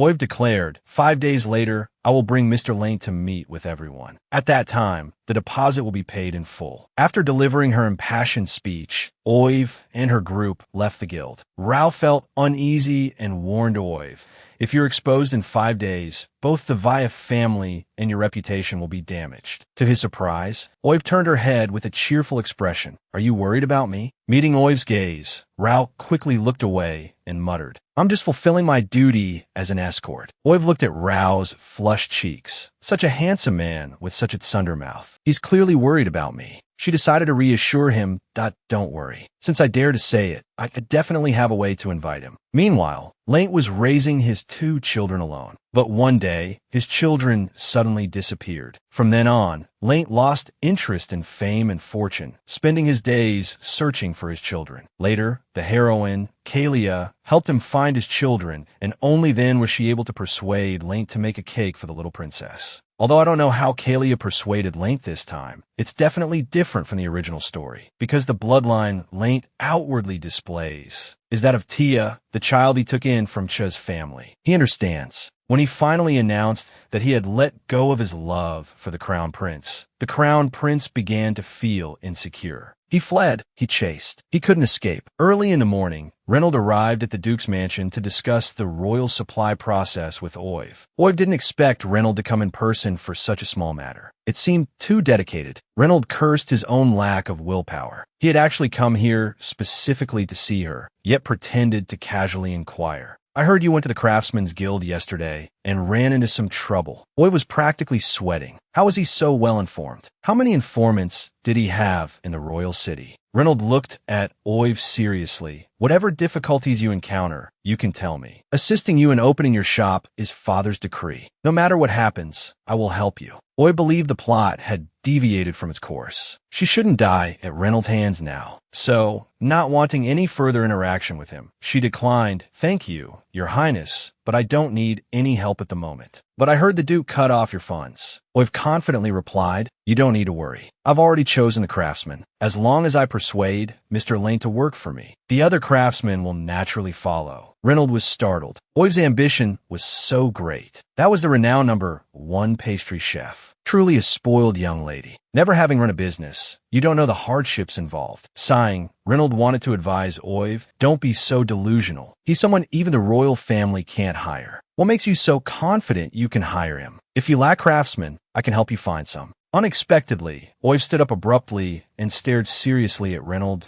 No, it must be Andrew Lane. No one else will do. Reynolds was surprised. Why are you so fixated on him? Oiv explained, the imperial dessert industry has always been monopolized by the upper nobility. If I open an affordable dessert shop, it's bound to harm certain people's interests. To fight back, I need a pastry chef with absolute prestige, who isn't afraid of those in power. And Mr. Lane is that person. Reynolds hadn't expected Oiv to have considered things so deeply. He recalled how she had previously advised him on a plan to defeat the Jian Empire. He had originally thought that Duke Vaya was behind it, and that she was deliberately getting close to him so he would make her crown princess. But now it seemed Oiv herself was quite intelligent. But if she possessed such wisdom, how had she ruined her reputation before? Looking at the confident Oiv, Reynolds couldn't help but be curious. What leverage do you plan to use to hire Lane? Do you have a plan? Oiv was brimming with confidence. Everything is under control. I'm just about to pay him a visit. Hearing that Oiv was going out, Reynolds blurted out without thinking. Since Father promised to support your shop, he will subsequently be keeping track of your movements. To prevent you from causing trouble that implicates the royal family, I will go with you to see Lane. He immediately regretted it. Reynolds, that excuse was too far-fetched. Oiv was indeed very surprised that you're going to. Reynolds retorted, Is there a problem? Oiv mechanically replied, No.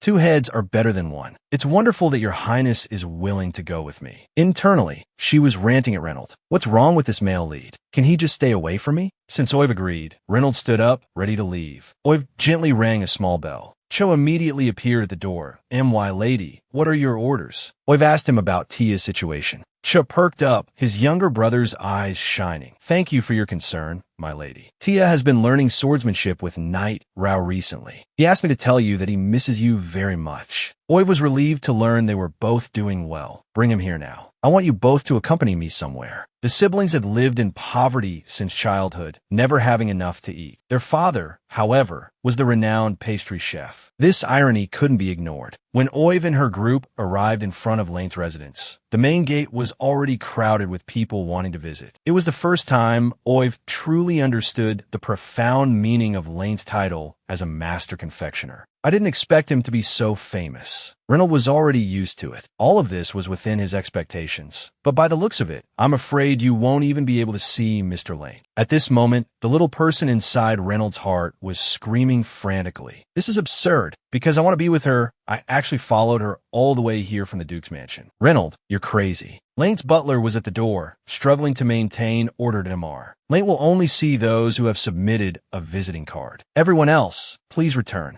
Oiv squeezed her way out of the crowd after a long struggle. Hello, I'm Oiv Vivia. I delivered a visiting card last night. The old butler's eyes lit up to S.O. It's the Duke, Vivia's daughter. Mr. Lane has been waiting for you. He then looked at the two people behind Oiv. Oiv smiled and introduced them. These are Cha and Tia, whom I mentioned in my visiting card. The old butler came to the siblings and bowed deeply. S.O. It's Miss Cha and Master Tia. My apologies. Please come in. Reynolds was about to follow Oiv inside, but the old butler stopped him. Your Highness, even you cannot enter without Mr. Lane's invitation. Oiv almost burst out laughing. She hadn't expected the male lead to be turned away one day. Then she smoothed things over. It's a misunderstanding, a misunderstanding. His Highness came with us. Hearing that he was with Oiv, the old butler stopped blocking him and immediately let him pass. But this made Reynolds very unhappy. He hadn't expected his face to be less valuable than Oiv's. As the group entered the mansion, walking down the long corridor and through the beautiful garden, she felt a sense of unreality. This place was exactly the same as the house they had dreamt of. Arriving at the end of the corridor, the butler opened the door to the innermost room. Sir, Miss Oiv has arrived. By the French window, a slightly plump middle-aged man turned around. Oiv pushed Chia and Tia forward. Mr. Lane, I brought your children back to you. Everything happened so suddenly that Cha and Tia were a little overwhelmed. Oiv gently told Cha, Mr. Lane is your long-lost father. Lane looked at the children before him, their faces resembling his late wife, Sabafin. Children, is it really you? I've been searching for you so desperately. Cha and Tia watched the middle-aged man walking towards them. His face gradually overlapped with the image of their father in their memories. He really was their father. Joy and grievance welled up in their hearts. They threw themselves into Lane's arms and burst into tears. Watching the happily reunited family, Oiv felt genuinely happy for Cha and Tia. They had finally reunited with their family, and they would have a much happier life from now on. Lane looked at Oiv gratefully. Miss Oiv, you have shown great kindness to the Lane family. Ask for any reward you desire. Even though the villain's plot was about to succeed, the male lead kicked the female lead aside, only wanting to enjoy himself with the wicked Villainess. In a vast palace, Reynolds strolled along the corridor with Oiv. They had just finished inspecting the food storehouse and were about to meet the food suppliers. Suddenly, Reynolds stopped. Miss Oiv, I have some business to attend to nearby. Do you mind if I take a short detour? Oiv quickly said she didn't mind. Please attend to your business first. Official matters are important. Afterwards, Oiv followed Reynolds to the armory. The warehouse manager diligently introduced the items. These are samples sent by the Bila Merchant Guild. Please inspect them. Oiv couldn't help but react upon hearing the name. Bila Merchant Guild? That pirate merchant guild that specialized in selling arms. The person behind the Bila Merchant Guild was the villain, Dices. In order to compete for the throne, he used the Bila Merchant Guild to gather data on the military strength of various countries. Lost in thought, Oiv casually drew a sword. It seems quite sharp, worthy of the villain's enterprise. Suddenly, Reynolds reached out from behind and held the sword in her hand. Be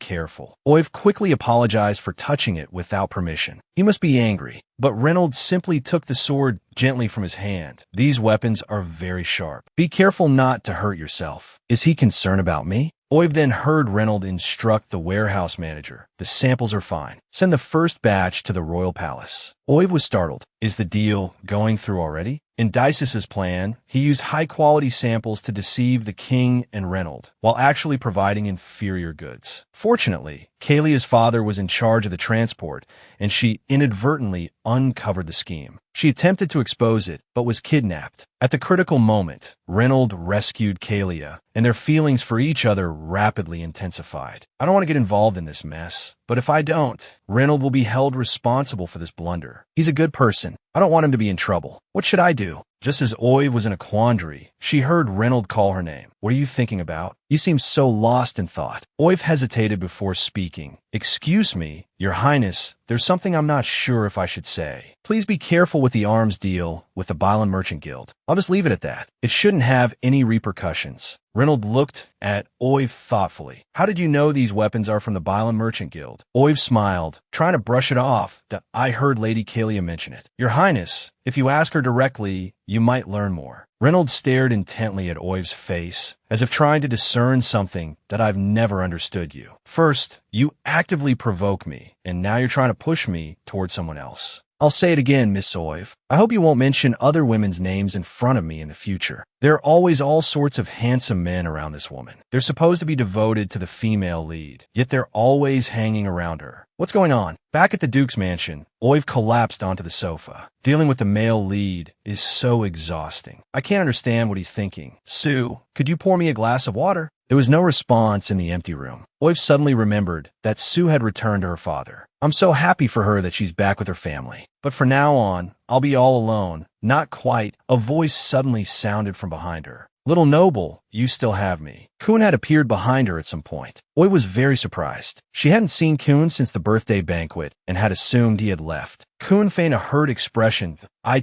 Seems you were hoping I'd leave. I thought you might miss me. Oiv blushed at being teased. Who would miss a narcissist like you? Kun, unfazed, poured himself a cup of coffee. How are the preparations for the dessert shop going? I heard Laint is coming to work for you. Is it because you helped him find his children? Oiv was taken aback. How does he know everything? This man is terrifying. Kun sipped his coffee leisurely and said slowly, I'm not terrifying at all. You are the terrifying one. Oiv felt a pang of guilt. Could he have seen into my thoughts? Kun explained calmly, your thoughts are written all over your face. You always say I'm scary, but you understand the people in this world better than I do, don't you? Then Kun changed the subject. Are you planning to use Laint to approach the Shadow Noble? Oiv said disdainfully, I would never do that. Mr. Laint has always disliked being involved with noble circles. But that's not what you said at the Craftsman's Guild. You also planned to use him to recruit craftsmen, didn't you? Oiv immediately retorted, that's different. Mr. Laint never rejects helping his fellow craftsmen. That's precisely what makes him so noble. Kun smiled faintly after hearing this. See? You really do understand everyone better than I, the royal diviner, do. Then, he abruptly shifted gears. Actually, I have an investor I'd like to recommend to you. Oiv was surprised that Kun would recommend someone to her. Who do you know? Kun immediately mentioned a name, L. Ed? Mr. L of the 3 major merchant guilds? The one from the L Merchant Guild? The Empire's 3 major merchant guilds represent the King's Royal Merchant Guild, the Nobles via Merchant Guild, and the most mysterious L Merchant Guild, which was barely mentioned in the original story. The guild leader, Mr. L, is a meteoric investor. Both his financial resources and investment acumen are top tier. However, no one has ever seen his true face. He and his business empire are equally enigmatic. Oiv was thrilled. You actually know Mr. L? Kun, seeing Oiv's amusing expression, couldn't help but walk over and pat her head. Get a good rest tonight. Tomorrow, I'll take you to meet him. Oiv hadn't expected things to move so fast. Really? A pang of guilt struck her. Could I have misjudged this guy? Is he actually a good person? Kun gave Oiv a bright smile. He couldn't wait to see if the other party would risk exposing their identity and accept the meeting. Things were getting increasingly interesting. Does the female lead's halo even work on the mysterious president of the large merchant guild? He's actually invited the two-faced female lead to a meeting. Things were completely different from how they were written in the book. Early the next morning, Oiv excitedly went with Kun to the L Merchant Guild. Looking at the magnificent decor of the L Merchant Guild, Oiv couldn't help but exclaim, as expected of the L Merchant Guild, it's truly unique. Kun, trailing behind Oiv, chimed in indeed. If L is willing to see us, it would be even more perfect. Oiv was startled. What? You didn't make an appointment? She then watched as Kun found the L Merchant Guild's manager and lowered his posture in a rare display of humility. Excuse me. We sincerely hope Mr. L can spare some time to see you. Watching Kun's ingratiating smile, Oiv inwardly scoffed. Last night, when you mentioned Mr. L, you weren't this subservient. Kun then turned and introduced Oiv to the manager. This is the daughter of Duke Vaya. Please believe us. We've come with absolute sincerity. Oiv echoed his words, but felt that even her status as the royal family's #1 diviner wouldn't help. As just the Duke's daughter, she was certain she'd be turned away today. Suddenly, a sharp voice rang out. Isn't this Miss Oiv? What a coincidence. I didn't expect to see you here. Oiv turned and saw Kalia. Why is she here? The original story didn't mention any connection between her and the L Merchant Guild. Confused, she asked, Miss Kalia, are you also here to see Mr. L? Kalia replied haughtily, I'm different from you.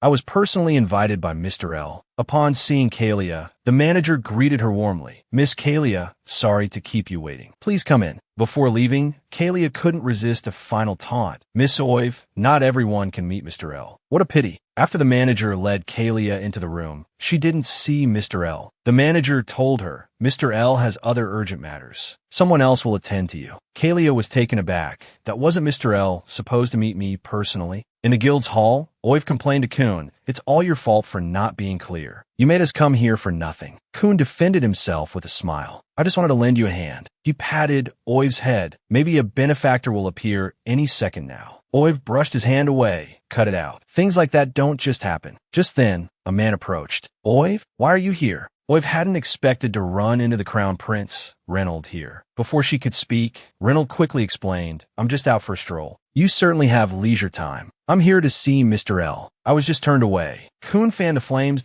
oh, how pitiful. Miss Oiv didn't sleep all night preparing her business proposal just to meet Mr. L. Reynold felt a flicker of anger for some reason. You didn't sleep all night? Why doesn't this woman take better care of herself? Oiv explained, there's no other way. To secure funding for my shop, I have to get Mr. L's investment. Once he sees my business proposal, he'll definitely be interested. Reynold had assumed her enthusiasm for opening a shop wouldn't last, but she'd gone this far. He felt a glimmer of anticipation. If she knew I was L, I wonder what her expression would be. The person she admires is standing right in front of her, and she doesn't even recognize me. Is this golden opportunity going to slip away? Seeing Reynold appear, Kun seemed quite satisfied with the scene. He hurriedly excused himself from the two and prepared to leave. Oiv grabbed Kun's arm in a panic. You can't go. How could she be left alone with the male lead? Kun removed Oiv's hand. Don't look at me like that. I'll be reluctant to leave. He then bowed formally to Oiv. May the goddess of fortune be with you.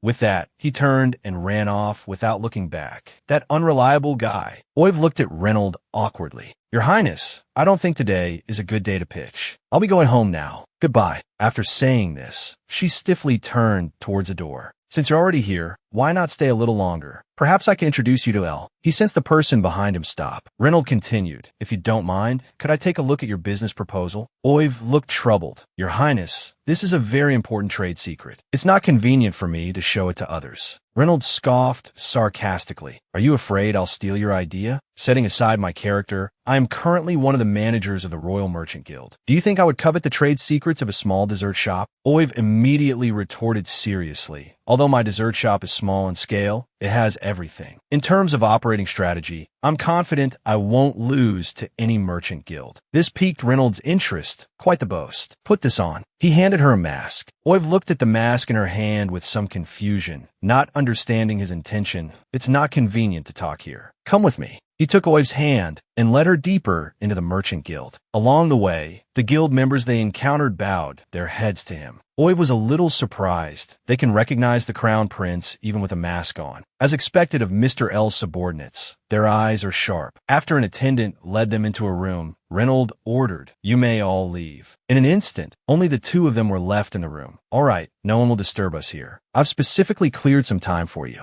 Tell me about your so-called trade secret. Oiv was a little angry, I said, other than Mr. L. I won't reveal my plan to anyone. Reynolds asked tentatively. Is it L or no one? Aren't you going to consider other investors? Your Highness, I've thoroughly researched the guild's investors. Most investors focus on the entrepreneur's background. However, many of the projects Mr. L invests in are just commoners. This just shows that only those with true ability can gain his recognition. I want to gain Mr. L's recognition. Listening to Oi's various praises of L, Reynolds couldn't help but smile. It sounds like you admire L quite a bit. What if I told you I'm L? What would you do? The person she had always admired was actually the one she had been trying to avoid. Oiv staggered back in shock. Your Highness, are you saying you are Mr. L? The Crown Prince pressed closer. Why? Are you surprised? Oiv recalled how she had seen the people from the L Merchant Guild treat him with respect. It wasn't because of his status as Crown Prince, but because he was the bona fide head of the guild. Oiv took out her business proposal with slightly hurried movements. Wait, if he invested in her, it would mean she would be entangled with a male lead again. Absolutely not. Oiv abruptly covered her proposal. Your Highness, I've thought about it. You'd better not look at this proposal. Why were you so confident just now, and now you're so hesitant? Have you finally lost confidence in your dessert shop? So that's why. Reynolds reassured her,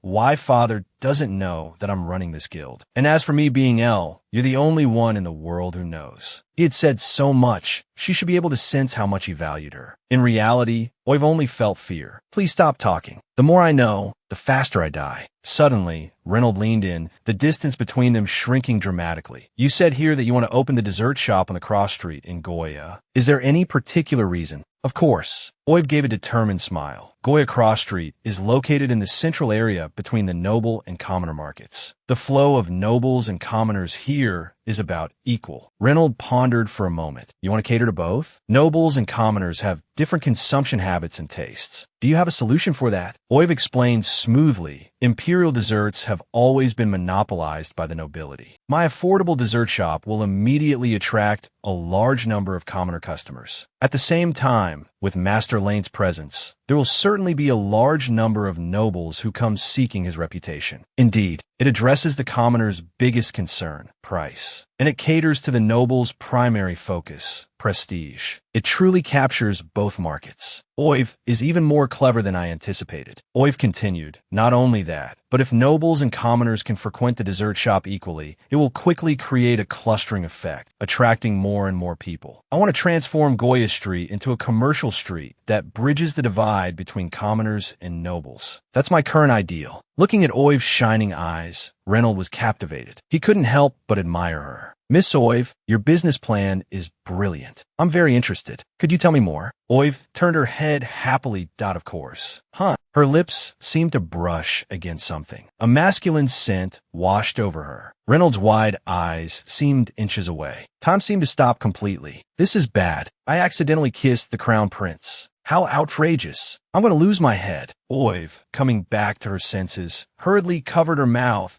I apologize, Your Highness. I didn't mean to offend you. You didn't mean to? Reynolds turned Oiv to face him. Usually, when someone offends me, I retaliate on the spot. He gently caressed Oiv's face. You must pay the price. Oiv's heart pounded with fear. The original story really can't be changed. Am I going to die at the hands of the male lead after all? Reynolds gave a triumphant smile. In the next second, he kissed Oiv's lips. It all happened so fast. Oiv couldn't react to what was happening. She closed her eyes in fear. Reynolds whispered, relax, or you'll bite your tongue. Taking advantage of the brief separation, Oiv barely managed a few breaths before another, more intense kiss followed. As if her thoughts were being drawn away, Oiv felt her heart about to leap out of her chest. Finally, Reynolds released her. You're the first woman who can get distracted while kissing me. Oiv, somewhat regaining her senses, asked, have you kissed other women before? Reynolds kissed Oiv's hand with a playful smile. Only you. You kissed me once, I kissed you once. Now we're even. I'm very interested in your commercial street plan. I hope you'll give serious consideration to an investment partnership. Perhaps it's time to ask father for permission to marry. Leaving the Merchant Guild, Oiv was still immersed in the previous events. Her heart was still racing, and her lips were swollen. She hadn't expected to lose herself while securing an investment, even if it was just the male lead's whim. That was her first kiss. Suddenly, a man's voice reached her ears. That you're a disgrace. Come home with me. Oiv looked towards the voice. It was Kalia. She was being dragged by a burly man. Help. I don't know them. As soon as she finished speaking, she received a hard slap across the face. You slut. I caught you cheating. Just wait until we get home. The man then shouted to the surrounding people, "Move along. This is my wife. I'm dealing with a family matter. What's going on?" The female lead has run into human traffickers. Kalia, the green tea bitch who always targets me, has been caught by human traffickers. Should I help her? After all, she's the female lead of this world. Kalia continued to struggle. "What are you doing? Let her go." The thug remained unmoved. "Who are you? What business is it of yours if I discipline my wife? Get lost." Oiv retorted righteously. "She's my friend. She's not even married. What husband? Let her go. Otherwise, I'll call the city knights and have you all arrested." The thug tightened his grip on Kalia. "You bitch. So you're the one who encouraged my wife to cheat." Men grabbed this woman too, but Oiv showed no fear. She warned them loudly, "I'm the daughter of Duke Vaya. You dare." This seemed to take the thugs by surprise. They exchanged glances. Duke Vaya wasn't someone to be trifled with. "We can't afford any complications. Let's go." Oiv stretched out her hand to block their path. "No one is taking her anywhere today." Afraid they would escape, Oiv quickly appealed to the surrounding crowd. "These men are kidnapping my friend. Please help us." The surrounding people remained unmoved, unwilling to get involved. Seeing this, the thugs grew even more arrogant, taunting Oiv, "Don't delude yourself. No one will help you. Get out of here, or don't blame us for being rough." Suddenly, Oiv had an idea. Pointing at the thugs, she shouted, "I remember now. You're the wanted criminals the night camp is looking for. There's a reward of 2 chests of gold for capturing you."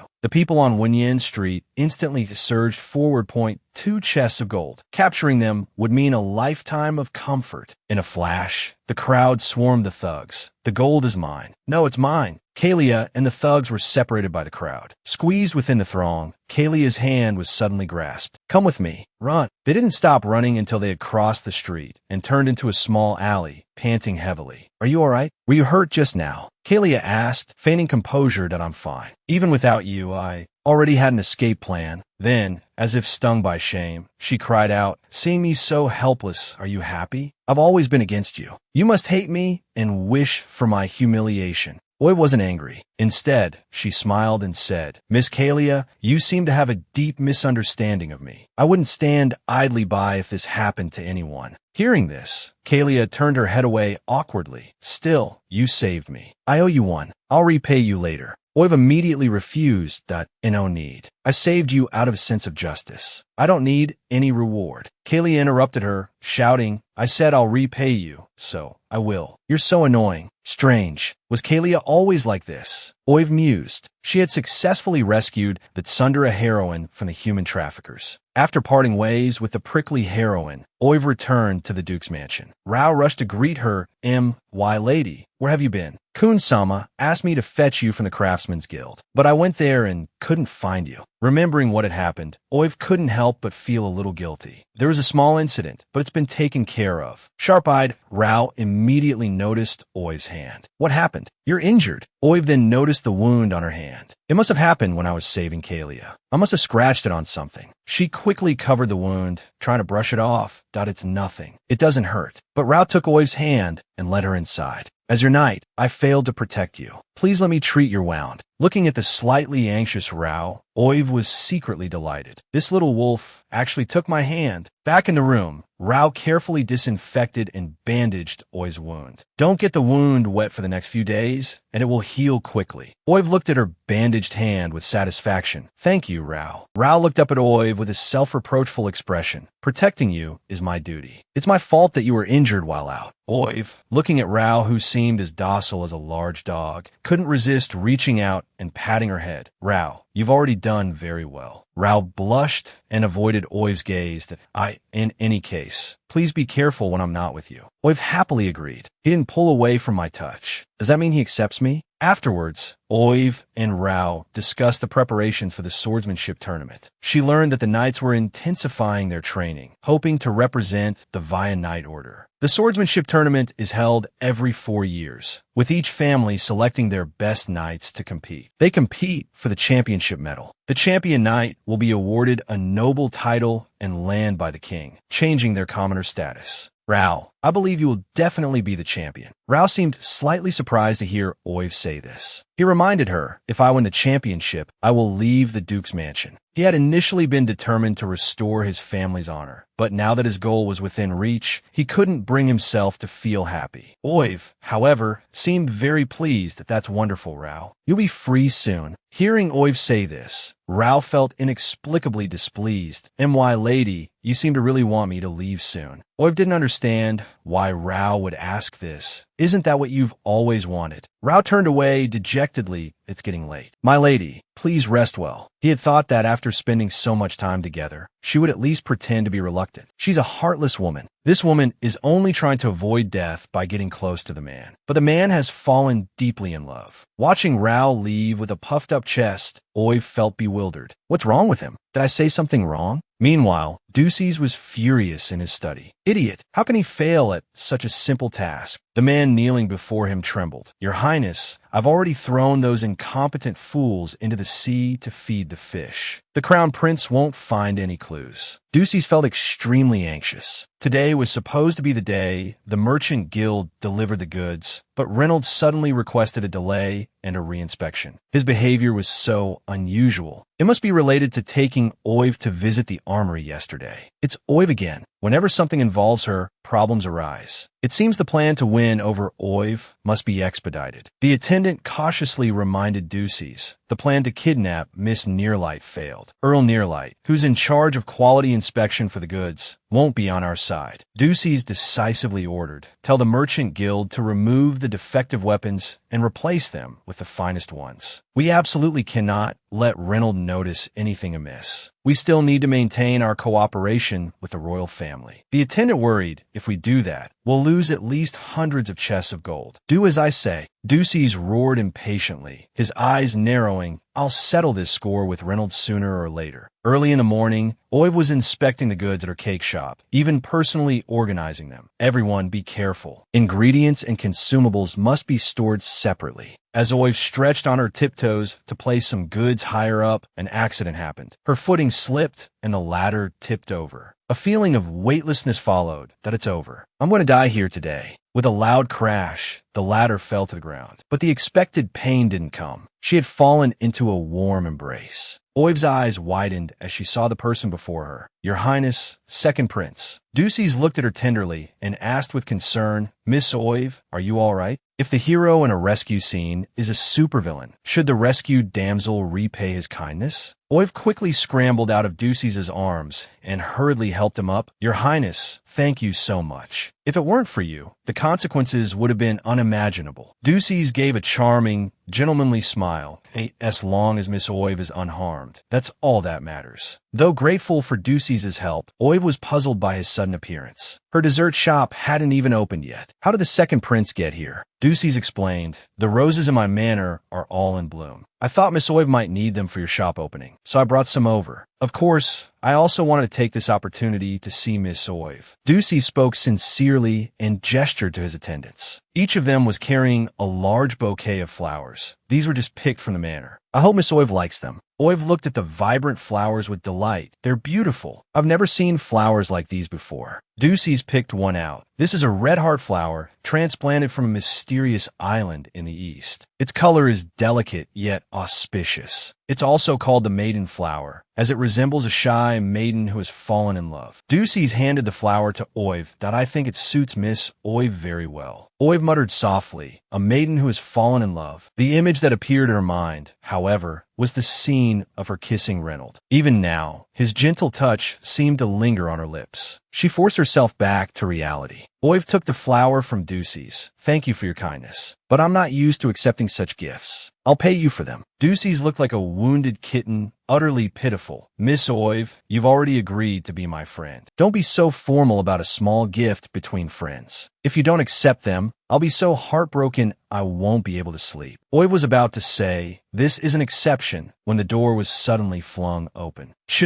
and Tia rushed in, followed by Lane. Apologies, Miss Oiv. These two insisted I bring them here. Upon seeing Oiv, the siblings excitedly chattered away. Cha expressed his desire to visit Oiv often, while Tia wanted to continue learning swordsmanship from Rao. Laint looked at the children tenderly and told Oiv, "I just went to the artisan guild with the crown prince. The artisans will be able to come to the shop for training tomorrow." Oiv perked up at the mention of Reynolds' name. His Highness the Crown Prince with you." Laint then noticed someone was missing. Looking around, he said, "That's odd. Where's His Highness the Crown Prince? He just came in with us." A series of sneezes echoed through the room. Reynolds appeared, looking irritated. "Who sent all these flowers?" The villain had just sent the woman 9,999 roses. The male lead, smelling the flowers, arrived. "This isn't good. Are these two about to fight?" Reynolds' displeasure was evident. Scowling, he demanded, "Who sent the flowers? And so many of them?" Ducey's flashed his signature smile. "That I sent them, brother. I didn't expect you to be here." Oiv suddenly noticed Reynolds' handkerchief. Her heart fluttered, and her face flushed slightly.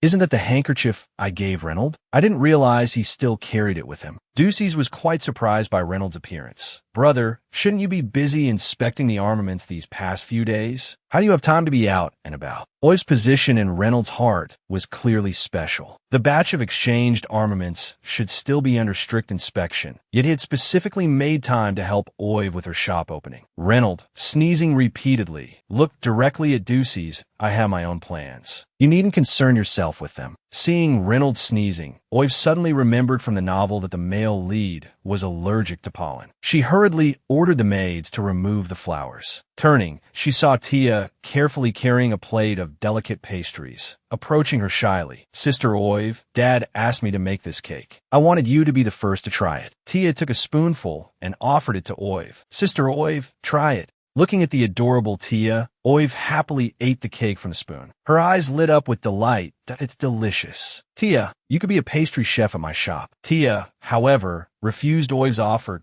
"I don't want to be a pastry chef." He pointed seriously at himself. "I want to be Sister Oiv's future husband." The little kid actually wants to marry the older sister. Barely knee-high, could he possibly beat out all the other admirers for the beautiful Oiv? Seeing Tia's declaration of love, Reynolds and Ducey's both spoke up at the same time. "I know." Tia looked aggrieved. "Why not?" Then, as if suddenly realizing something, he asked a soul-searching question. "Do you also want to be Sister Oi's husband?" Ducey's maintained his gentlemanly smile. "It would be my honor to become Miss Oi's husband." Hearing this, Tia put his hands on his hips and threatened menacingly. "So we're rivals in love then?" He then turned a wary gaze towards the Crown Prince. "What about your Highness the Crown Prince? Are you my rival too?" Reynolds was taken aback by Tia's blunt question. No one had ever been so direct with him about matters of the heart. Tia was about to say something more when Cha rushed forward and covered his mouth. Panicked, he apologized to Reynolds.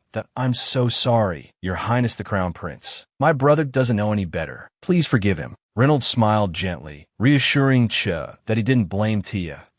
"I think Miss Oiv understands that true love isn't something you just talk about. It's something you prove with actions." Oiv nodded vigorously in agreement. Exactly. In the original story, Reynolds and Kalia often found common ground. This kind of equally matched, positive relationship led Reynolds to believe that Kalia was the one he wanted to spend his life with. A mutually supportive love. How romantic. Reynolds looked at the love-struck Oiv, speechless. He had thought that if he just gave enough, Oiv would eventually realize his feelings. But why was this foolish woman still oblivious? Half a month later, Oiv's cake shop finally opened. The cakes were affordable and delicious, and people flocked to the shop. It was almost overflowing. Kuan sincerely praised, "Young noblewoman, your cake shop will soon be famous throughout the entire empire." Oiv looked at her shop with satisfaction. She hadn't expected to actually succeed. This finally gave her a sense of security in this unfamiliar world. Ducey's also came to join the festivities. "Congratulations on your opening, Miss Oiv." Seeing Ducey's, Oiv hurried forward to greet him. "Welcome, Your Highness the Second Prince." Then, she peered behind him. "Didn't His Highness the Crown Prince come with you?"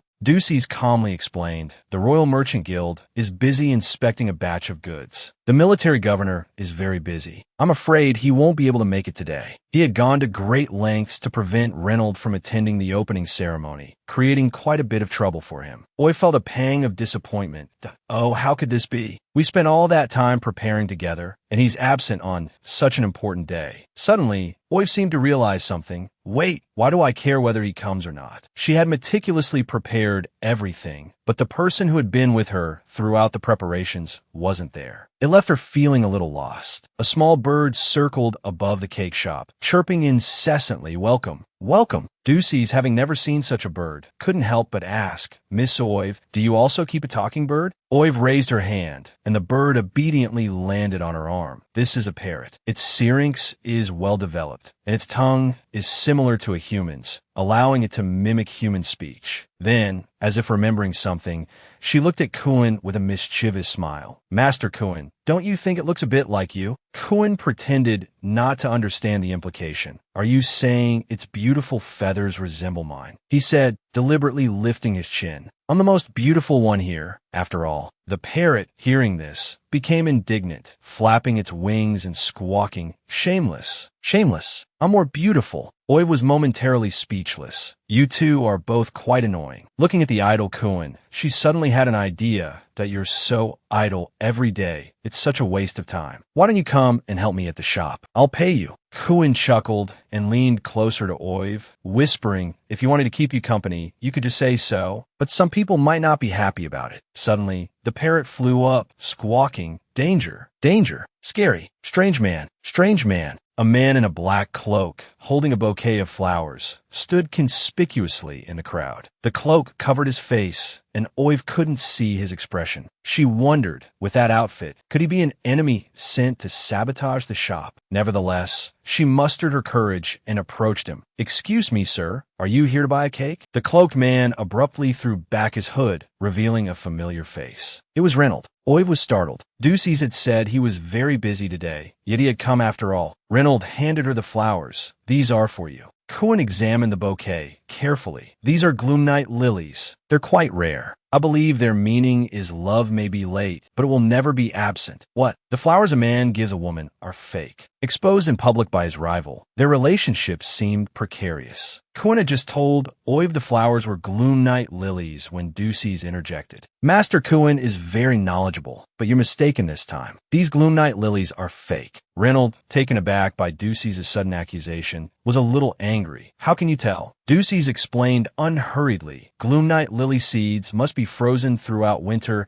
and only sprout the following summer. A similar flower, the dusk lily, grows near Gloomnight lilies and blooms in spring and autumn. Its roots and leaves are only subtly different from the Gloomnight lily, so people often mistake them." Ducey's chuckled and picked up a blossom. "This flower is notorious for masquerading as a Gloomnight lily. Thus, its meaning is false love." Oy froze, softly repeating Ducey's words, "false." A faint sneer appeared on her lips, thanks to the subtle dig. "After all, in this world, I'm just a fake too." Reynolds, looking slightly nervous, apologized. "That I'm so sorry, Miss Oive. This was my oversight. I didn't expect the flowers I searched the entire city for to be fake." Oive quickly assured him she didn't mind. "It's just flower language. I don't think it's that important." Unexpectedly, Reynolds looked at her seriously and held out his hand. "Give them to me. I'll throw them away." Oive quickly hid the flowers behind her back. "Please wait, Your Highness. I don't really understand flower language. I don't mind if the flowers are real or not. I'm just happy that you came to the opening ceremony and brought me such beautiful flowers." In the original story, the male lead was allergic to pollen, so even during their passionate romance, he never gave the female lead, Kalia, flowers. "He's willing to make an exception for me. This gesture is truly precious." Oive thought happily. Then, she thrust the flowers at Kuin. "Master Kuin, since you're so free, please arrange these flowers for me. Be sure to use the most beautiful vase." Kuin looked at Oive with a mixture of exasperation and affection, saying nothing as he allowed himself to be ordered around. "Your Highness," Oive said happily, taking Reynolds' hand, "please come with me." Ducey's watched them coldly, his arms crossed. He couldn't believe that, even after all his provocation, Oive remained unmoved. Kuin smiled at Ducey's. "Your Highness," he said to the second prince, "a flower blooming at the right time is more important than anything else." He then looked tenderly at the flowers in his hand, just like I don't care about whether they're real or not. As long as the flowers are beautiful enough to make the recipient happy, that's enough. If the male lead is going to marry the villainous female antagonist, what will happen to the female lead? Will she end up alone?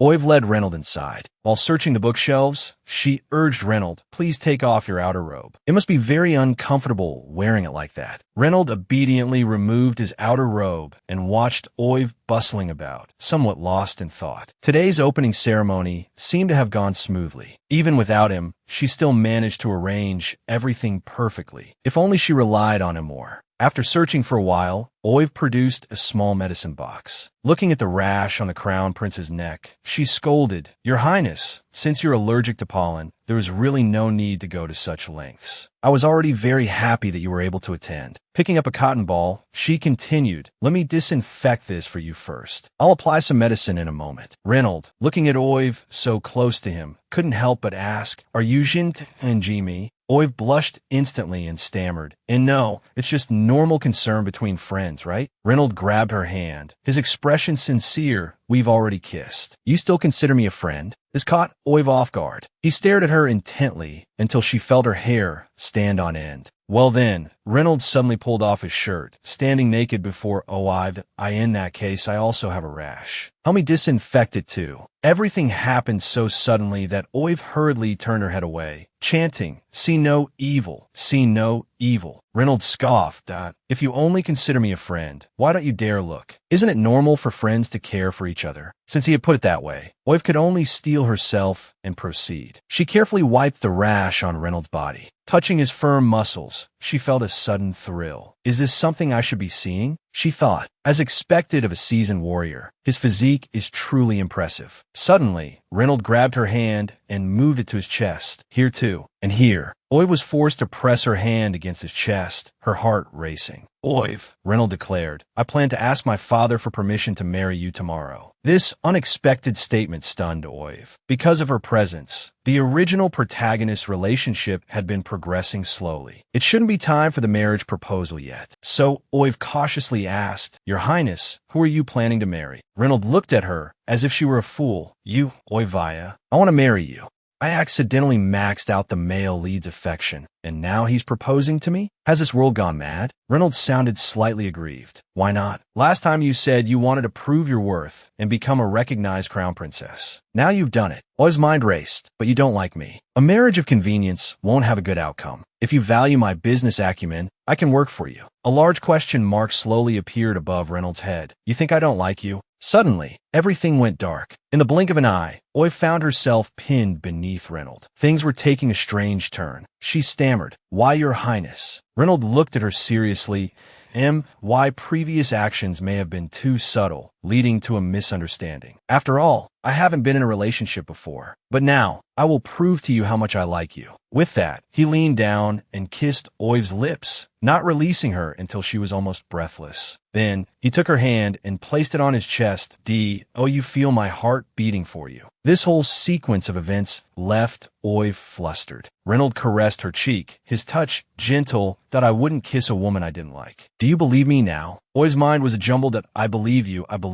Reynolds gently touched his forehead to hers. Since we like each other, why not get married? Were all the things you said to me before lies? Have you been deceiving me from the beginning? Oy's face burned. She quickly defended herself. It's not like that. She had only wanted to become friends with the male lead to avoid her death, not to develop a romantic relationship. The image of Kalia pointing at her and yelling, You home-wrecking vixen, flashed through her mind. Seeing Oy's hesitation, Reynolds asked with concern, Do you have any other concerns? Trying to stall for time, Oiv whispered, Even if we have feelings for each other, we should still start by dating. Getting married directly is too fast. Reynolds thought it made sense that I apologize. I was too hasty and impulsive. We do need a period to get to know each other better. But I don't want this period to be too long. For some reason, I have a feeling that if I don't hold on to you now, you'll leave me. Can you give me a definite time frame? Oiv trembled as she held up 5 fingers. 5 months. Reynolds ignored her completely. 1 month of dating, and then I'll ask my father for permission to marry you. Don't refuse me. Seeing Reynolds gazing at her affectionately, Oiv had to agree. While getting dressed, Reynold brought up the Bila Merchant Guild. They were indeed trying to undermine the Royal Merchant Guild. Oiv assumed Kalia had helped. Reynold looked surprised. What could a noble lady like her know? It was the commotion you caused when you left the guild that day that alerted me. The Bila Merchant Guild attempted to bribe Earl Neilrit, but he refused. Unwilling to give up, they planned to kidnap his daughter to threaten him. But you happened to save Kalia that day. Hearing this, Oiv felt like she'd been struck by lightning. What? I saved her? It's over. The original protagonist's relationship deepens at this. Hero saves the beauty plot point. I've accidentally stolen Kalia's favor.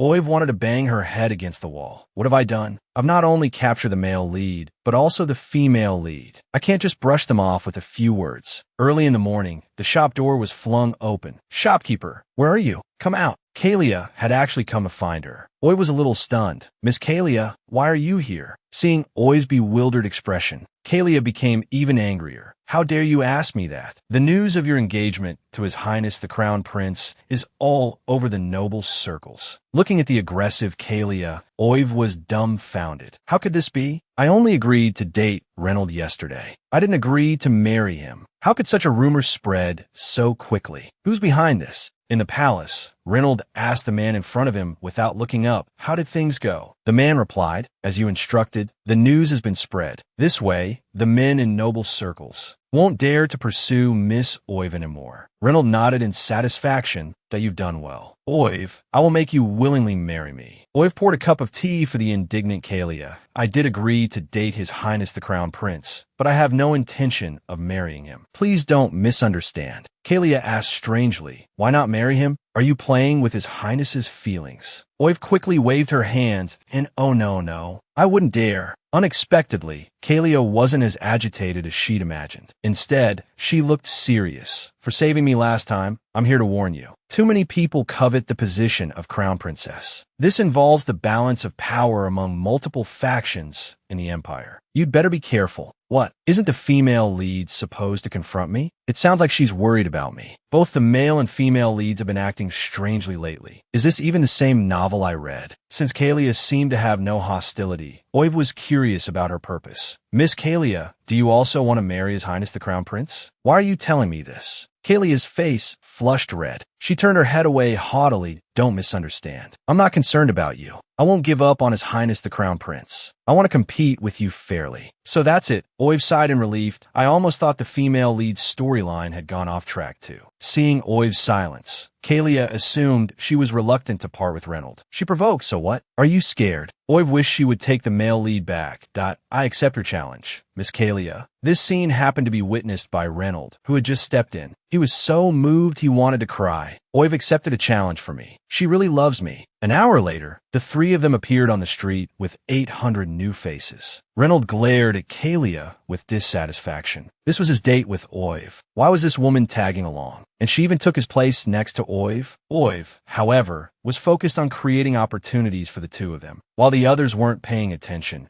she secretly untied her shoelace and exclaimed dramatically, "Oh no, my shoelace came undone. You guys go ahead, don't wait for me. I'll catch up later." Kalia looked at her with disdain. How clumsy can you be? You can't even tie your shoes properly. Oiv thought her plan had worked. But then, without hesitation, Kalia took off her own shoes. Here, put on my shoes. We should have the same shoe size. That way your shoelaces won't keep coming undone. This move was unexpected. Before Oiv could think of her next move, a figure stood between them. Don't trouble yourself, Miss Kalia. I can handle this small matter. Reynold glared back, meeting Kalia's hostile gaze.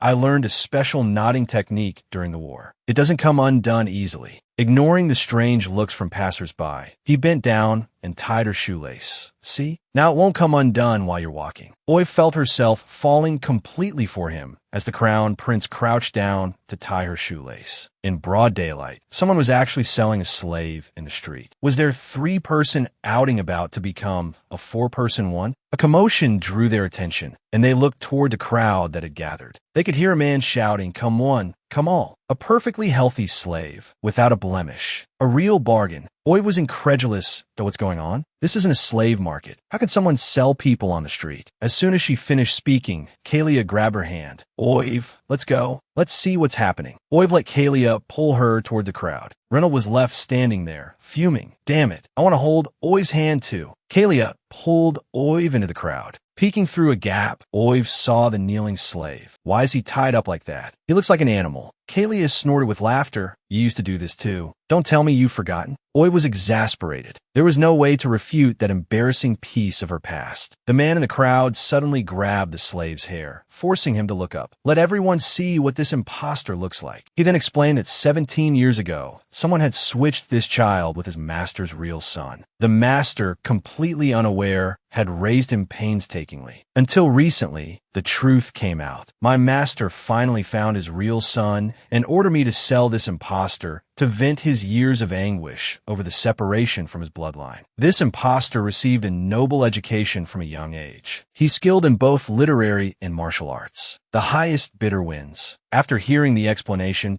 Kalia agreed with the man's actions. How dare he impersonate a noble? This imposter, his existence is a stain on our noble dignity. Oiv was puzzled. How can you blame him? 17 years ago, he was just a child who didn't understand anything. He's a victim too. Oiv empathized with him. He was too similar to her helpless self. She had inexplicably transmigrated into a novel, a victim of circumstance. Yet, she was assigned a role of the villainous supporting female character and had to pay for the original Oiv's actions, even sacrificing her life. It was truly unfair. At that moment, Reynolds also squeezed through the crowd and casually remarked, "No noble would buy a slave with such a tarnished reputation." Hearing this, Oiv anxiously asked, "Then what will happen to him?" Reynolds looked at her and coldly replied, "He'll die," just as the man raised his foot to kick the kneeling man again. Oiv stepped forward. "Wait a minute, I'll take him." The murderous and arsonist little villain was also seen by the woman. It had to be said that he had mysterious luck. Hearing that Oiv was actually going to buy the slave, Kalia leaned in close to her ear and whispered, "Are you out of your mind? Why would you buy someone like that?" Oiv ignored Kalia. She tossed a money bag to the man that there's 50 silver coins in here. "Is that enough?" The man caught the bag and grinned. "More than enough. This lowlife who impersonated Marquis Cage's son is now your slave." Hearing that the man was actually Marquis Cage's son, Oiv thought, no way, it can't be this much of a coincidence. He's the abandoned imposter noble, Lanlo, who becomes the villain Ducey's henchman in the original story. Cage, a pitiful character in the original story, abandoned by his parents. He fell from nobility to become a lowly slave, suffering greatly before turning into the villain Ducey's henchman. It wasn't until the male and female leads found his real parents and inspired him that he turned his life around. Saving a misguided little villain should be the responsibility of the male and female leads. But the two behind her were completely indifferent and couldn't be counted on. Oh well, she thought, I might as well be a good person to the end. As soon as Lanlo was freed, he immediately knelt on one knee. "Miss, I have no way to repay your kindness. I am willing to be your ox or your horse at your command." Oiv quickly helped him up and explained, "I only wanted to give you back your freedom. You don't need to repay me." Lanlo looked at Oiv with a pitiful expression, "But I'm homeless. If you don't take me in, I'll eventually starve to death on the streets." "What's the point of being free then?" Kalia whispered to Oiv.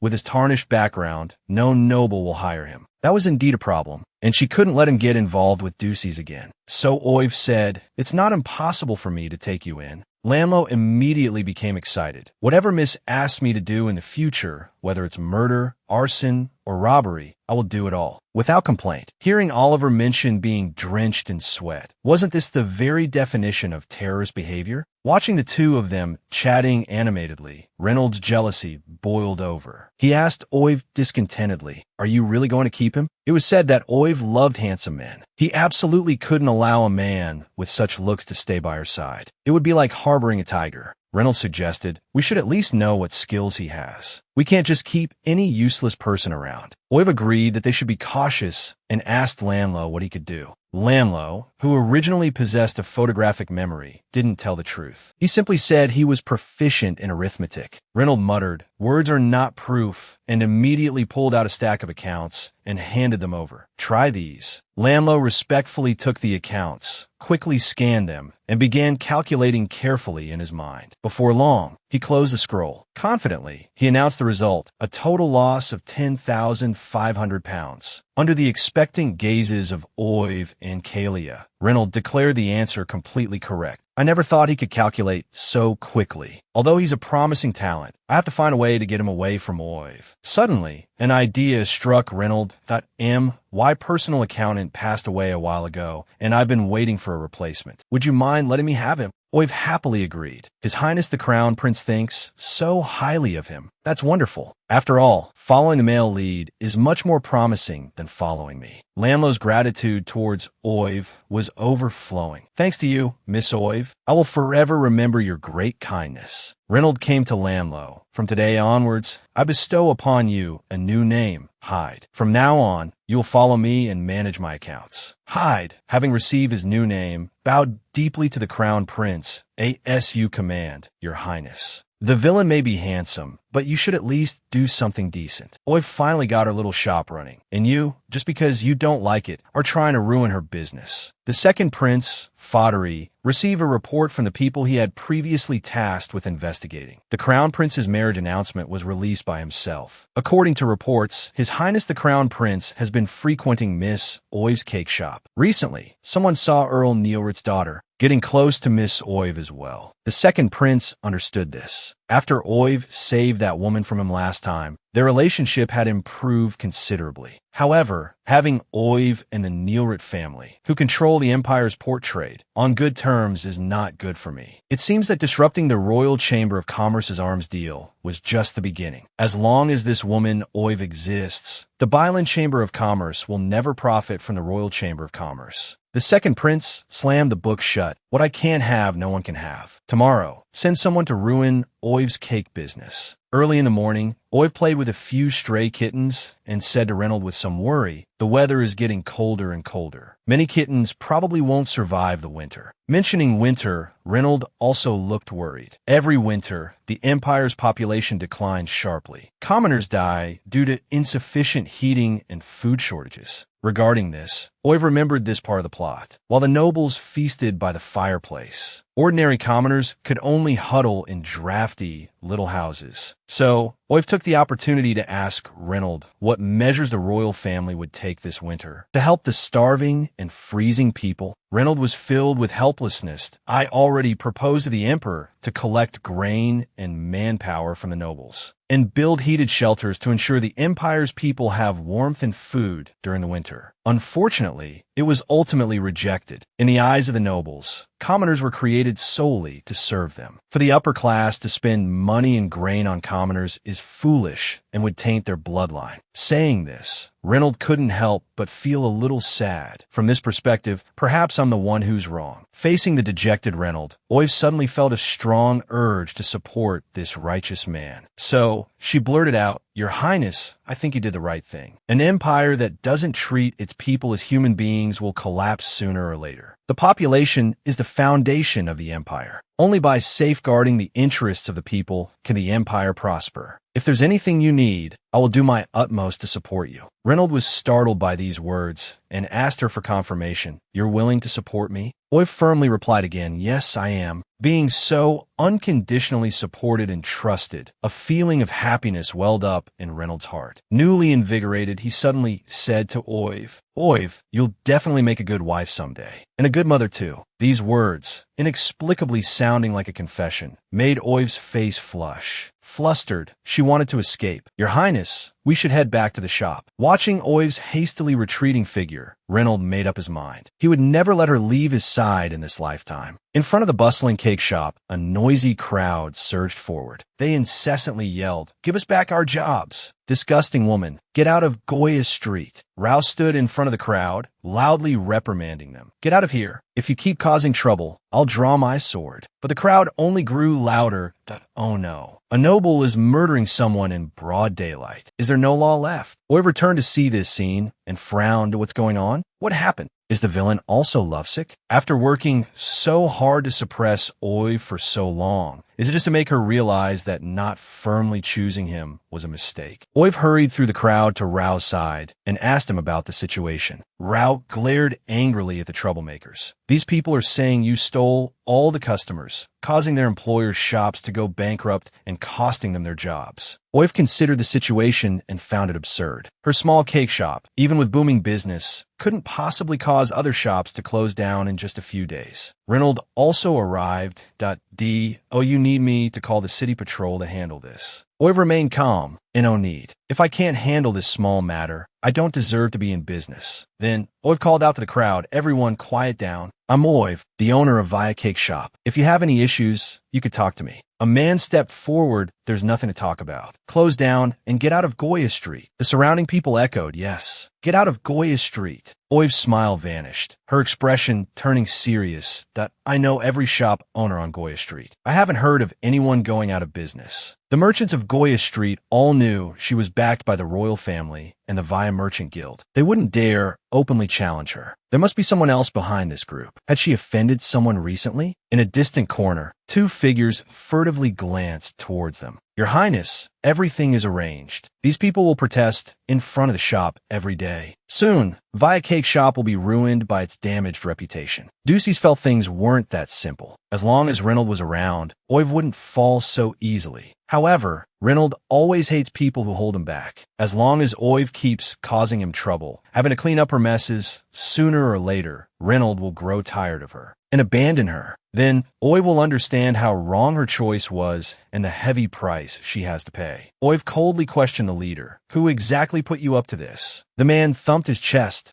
No one. We just want justice. Oiv pressed him. Then which shop do you work for? What's your name? The man showed a moment of panic, but he quickly led the others to continue shouting for Oiv to close down. Reynold had seen enough. He gestured for Oiv to step back, intending to deal with these people himself. However, Oiv remained composed. She reassured Reynold, telling him to leave this matter to her. She could handle it herself. Then Oiv deliberately, in front of everyone, told Rao to call the city patrol, since you're determined to make a big deal out of this. As you wish. If you're found guilty of slander and defamation, you'll bear the consequences. Seeing this, the troublemakers began to back down. The city patrol isn't easy to fool. If they find out the truth, they'll definitely throw us in jail. Seeing the situation turn sour, the leader tried to slip away unnoticed. However, a large sword blocked his path. Oiv gave him a final ultimatum.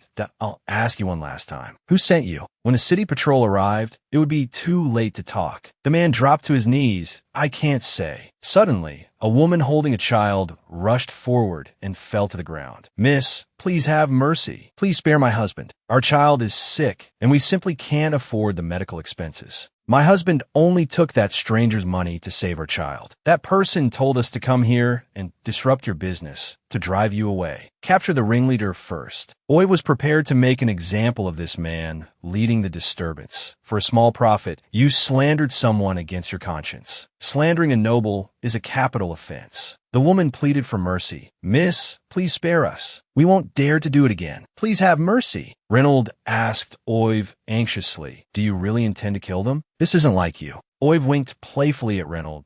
I was just trying to scare them a little, teach them a lesson so they won't be used as pawns again. Reynold breathed a sigh of relief. I see. That's the Oiv I know. Oiv expressed her opinion. The imperial system also bears some responsibility. Women aren't allowed to work after marriage, so men are forced into desperate measures. Catching Reynold off guard, she took his hand. After you marry me, whether you want a business or do anything else, I'll fully support you. Oiv's face flushed. Why are you bringing this up in public? It's still early to talk about marriage. She thought to herself, he's so gentle. Composing herself, Oiv addressed the crowd. Since this is your first offense, I'll give you a chance to redeem yourselves. Your punishment is to distribute flyers for Via Cake Shop on Booyah Street for a month. I'll only pay you half wages, though. Who doesn't want a sea of sweet potatoes? Who doesn't want to swim freely in an ocean of potatoes? Early in the morning, the carriage arrived at Count Nearlet's mansion. Reynold was already waiting. He quickly stepped forward and helped Oiv out of the carriage. Oiv thanked him. "Thank you for coming with me so early to visit the Count." Reynold gazed at Oiv affectionately. "It's no trouble at all to accompany you." Oiv noticed Hyde standing behind him. Seeing Oiv looking at him, Hyde bowed deeply. "Miss Oiv, it's a pleasure to see you again." Hyde was dressed impeccably, a stark contrast to their first meeting. Oiv was genuinely happy for him. "It seems the Crown Prince has taken you under his wing." Reynolds' jealousy flared as they chatted. He stepped between them, taking over the conversation. "Hyde has a photographic memory. I plan to train him to be the Chamber of Commerce's accountant, but he's still in his probationary period." Oiv praised Reynolds. "Your Highness has a keen eye for talent. It's Hyde's good fortune to serve you." Reynolds was pleased to have her attention back. "He's someone you gave me, so I'll certainly value him." Inside the mansion, Reynolds asked curiously, "Why did you suddenly want to visit Count Nearlit?" "When a servant told me. I thought you were here to see his daughter." Mentioning Kalia irritated him. Her recent behavior had been quite bothersome. Oiv explained, "When we last discussed the commoner's winter famine, I thought of a few crops that have short growing seasons, high yields, and can even grow in the cold. But I'm not sure if they exist in the Empire, so I wanted to visit Count Nearlit, who manages port trade. He's well-traveled and might be able to help." A flurry of footsteps approached. In the blink of an eye, Kalia appeared before them. "Oiv, this is your first time at my house." Kalia enthusiastically took Oiv's hand, then noticed Reynolds behind her. Her tone turned sharp. "Your Highness, what are you doing here?" Reynolds retorted, "Why can't I be here?" Then, Kalia noticed someone else. "Isn't that the fake noble Oiv bought at the slave market?" Unnecessarily dragged into the conflict, Hyde suppressed his anger and patiently corrected her. "Miss Nearlit, I have a name. Please call me Hyde." Oiv quickly intervened. "The Crown Prince has freed Hyde from slavery. He's now His Highness's valuable assistant." Since Oiv had spoken, Kalia offered a perfunctory response. "If the Crown Prince values you, you must have some skill." She then happily pulled Oiv inside. Watching Reynolds being left behind, Hyde was surprised. He'd heard that Kalia and Oiv were rivals, both vying for the Crown Prince's affection. But the rumor seemed a bit off. The Count was already waiting in the drawing room. After everyone was seated, he began with his customary flattery of Reynolds. Reynolds informed the Count that Oiv was the one with business. Oiv got straight to the point. "Count Nearlit, you manage the Empire's port trade and purchase various crop seeds from foreign merchants every year on the Emperor's behalf. Have you heard of sweet potatoes or potatoes?" The Count thought carefully, then regretfully told Oiv he hadn't. However, he offered to show her his seed collection. He kept all the seeds that were unsuitable for the Empire's climate and had been discarded. With Oiv looking on expectantly, the Count brought out numerous seeds, covering the table. Oiv was dumbfounded. She had only seen the actual sweet potatoes and potatoes, not their seeds. The variety of seeds on the table was overwhelming. The Count looked at Oiv. "Miss Vaya, are the seeds you need among these?" Oiv could only be honest. "These seeds are all so similar. I can't really tell them apart." Just then, someone next to her reached out and pointed at the seeds on the table. "This one and this one." Oiv looked up and found it was Hyde who spoke. His tone was very certain. "These two are the sweet potato and potato seeds Miss Oiv is looking for." He really was sent from another world to create this novel. What green tea heroine, what cold and aloof male lead, what evil villain, all knocked down. Everyone was surprised that Hyde could recognize the sweet potato and potato seeds. Facing Reynolds and Oiv's astonished gazes, Hyde calmly explained, "I once heard Miss Oiv describe the characteristics of these two crops. They resemble a plant I saw in an overseas travelogue." Watching the eloquent Hyde, Oiv sincerely admired his photographic memory. This ability was truly amazing. However, Reynolds remembered that these were discarded seeds. So, wouldn't they be unsuitable for growing in the Empire? Otherwise, why would they have been discarded before? Oiv was very certain. These two crops have very low requirements for their growing environment. Considering the Empire's environment, there should be absolutely no problem. Regarding this question, Count Nearlit gave an explanation. The reason they were discarded was that, as leafy greens, they couldn't fill the bellies of the commoners, and the nobles only used them as garnishes. They were eliminated for practical reasons. After listening, Oiv immediately realized that Count Nearlit had some misunderstandings about the edible parts of these two plants. She quickly corrected him. The main edible parts of sweet potatoes and potatoes should be their roots, not the leaves. Hyde strongly agreed with Oiv's statement. He even mentioned that he had read in a book that the harvest from 1 acre of these two crops could feed an entire village. Amidst everyone's exclamations, Oiv carefully picked up the seeds, their growth cycle is very short. They can be harvested before winter arrives. Without delay, Your Highness, please inform His Majesty the King immediately and distribute the seeds to the commoners so they can plant them as soon as possible. Reynold was still a little worried. People have never seen these two crops. Popularizing them will probably be quite difficult. Oiv wasn't flustered at all. She had already thought it through that we can compile information about the two crops in pamphlets and distribute them throughout the empire. We can also set up a demonstration farm for the commoners to visit and learn the planting methods firsthand. Then she volunteered, Your Highness, if you don't mind, I can personally participate in the planting. This should greatly increase the survival rate of the sweet potatoes and potatoes. Hearing that Oiv wanted to get involved personally, Kalia immediately perked up. Oiv, my family has a vacant estate. Let's just plant them there. She was extremely pleased with her suggestion. This way, Oiv could come over often, and with her accompanying her, she wouldn't be bored anymore. And Oiv also secretly gave Kalia a thumbs up. Amazing. If the demonstration farm is at the female lead's house, Reynold will often come over and cultivate their relationship. As expected of the female lead, she's got the male lead hooked in one go. But Reynold was full of vigilance. This woman is really clever. As long as she keeps the demonstration farm within her reach, she'll be able to see Oiv every day. How can I let her get away with this? So, Reynold put his arm around Oiv. Let's do it that way. Then he changed his tone. However, Oiv's cake shop has been too busy recently, and she can't spare the time to do it herself. Hyde, you're the one here who understands sweet potatoes and potatoes best besides Oiv. You'll stay here and be in charge of planting. Consider it my first test for you. Hyde immediately accepted respectfully. He secretly glanced at Kalia a few steps away. Although staying here meant he would have to see that annoying woman every day, if he could fulfill Miss Oi's wish, he would be very happy. After hearing their conversation, Kalia was completely dumbfounded. What? Oiv, the one I've been looking forward to seeing, isn't coming? Without delay, Oiv and Hyde spread out the materials and began discussing planting methods. The other two completely useless people could only obediently stay to the side. Looking at the serious Oiv, Kalia quietly asked Reynold, Your Highness, I really don't understand. Oiv only needs to be a young lady. Why does she have to bother with these troublesome things? The Crown Prince immediately felt a surge of superiority. He put on a profound look. Of course you don't understand her.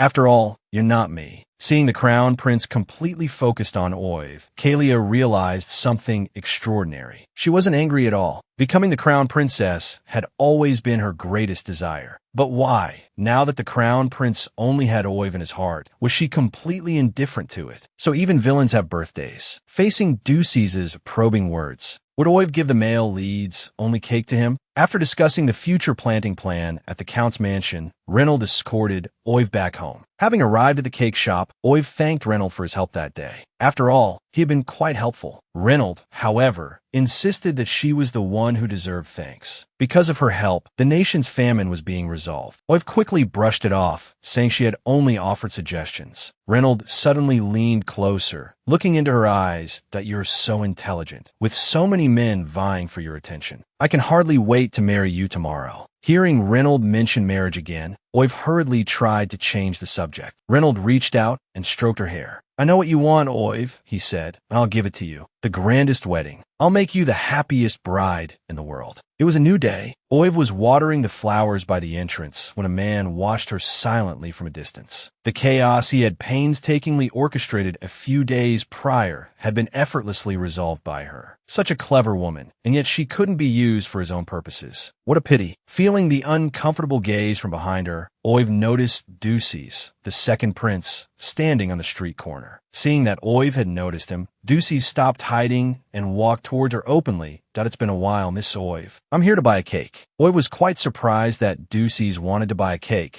I asked at a special occasion today. Ducey's replied calmly, not particularly special. No, it's my birthday. Oiv suddenly looked troubled. Your birthday? I'm so sorry, but there's only one cake left in the shop, and it's reserved for His Highness, the Crown Prince. Having said that, Oiv suddenly thought of something. Could it be that Reynold had specifically ordered the cake for Ducey's? But the two brothers were currently at odds with each other, so it seemed unlikely. Learning that Reynold had ordered a cake, Ducey seemed a little surprised, and why brother never used to like sweets. It seems his tastes have changed since he started courting Miss Oive. Reynold didn't like sweets? He had told her his favorite was peanut butter cake. Ducey's continued, speaking calmly. Could you sell me the cake my brother ordered? I'm sure he wouldn't mind. Oive refused apologetically. I'm afraid I can't do that. Hearing this, Ducey's immediately put on a heartbroken expression that I never intended to compete with my brother for anything. My mother was of low birth, so I'm destined never to have the same glory as him. He was born the crown prince, high and mighty, while I'm just the unwanted bastard son of a lowly palace maid. Hearing Ducey's words, Oive couldn't help but feel a pang of pity. No matter what, the villain was indeed a victim of his circumstances. But his obsession with status and his unscrupulous methods led him to do many bad things, ultimately leading to his downfall. So Oive tried to persuade him there's no such thing as high or low birth. As long as you find yourself and follow the right path, your life can be just as wonderful. Ducey's eyes instantly turned cold. He scoffed. How can there be no distinction between high and low birth? Miss Oive, you're the only daughter of the Duke of Vaya, born with a silver spoon in your mouth. Someone like you will never understand how I feel. All I ever wanted was for someone to help my sick mother. But not only did no one care, I was even beaten for it. He couldn't help but sigh. Someone like me, perhaps I shouldn't have been born into this world at all. Oive still tried to change his thinking that you're too pessimistic. If you're willing, we can all be your friends. And you have such an excellent brother in the Crown Prince, don't you?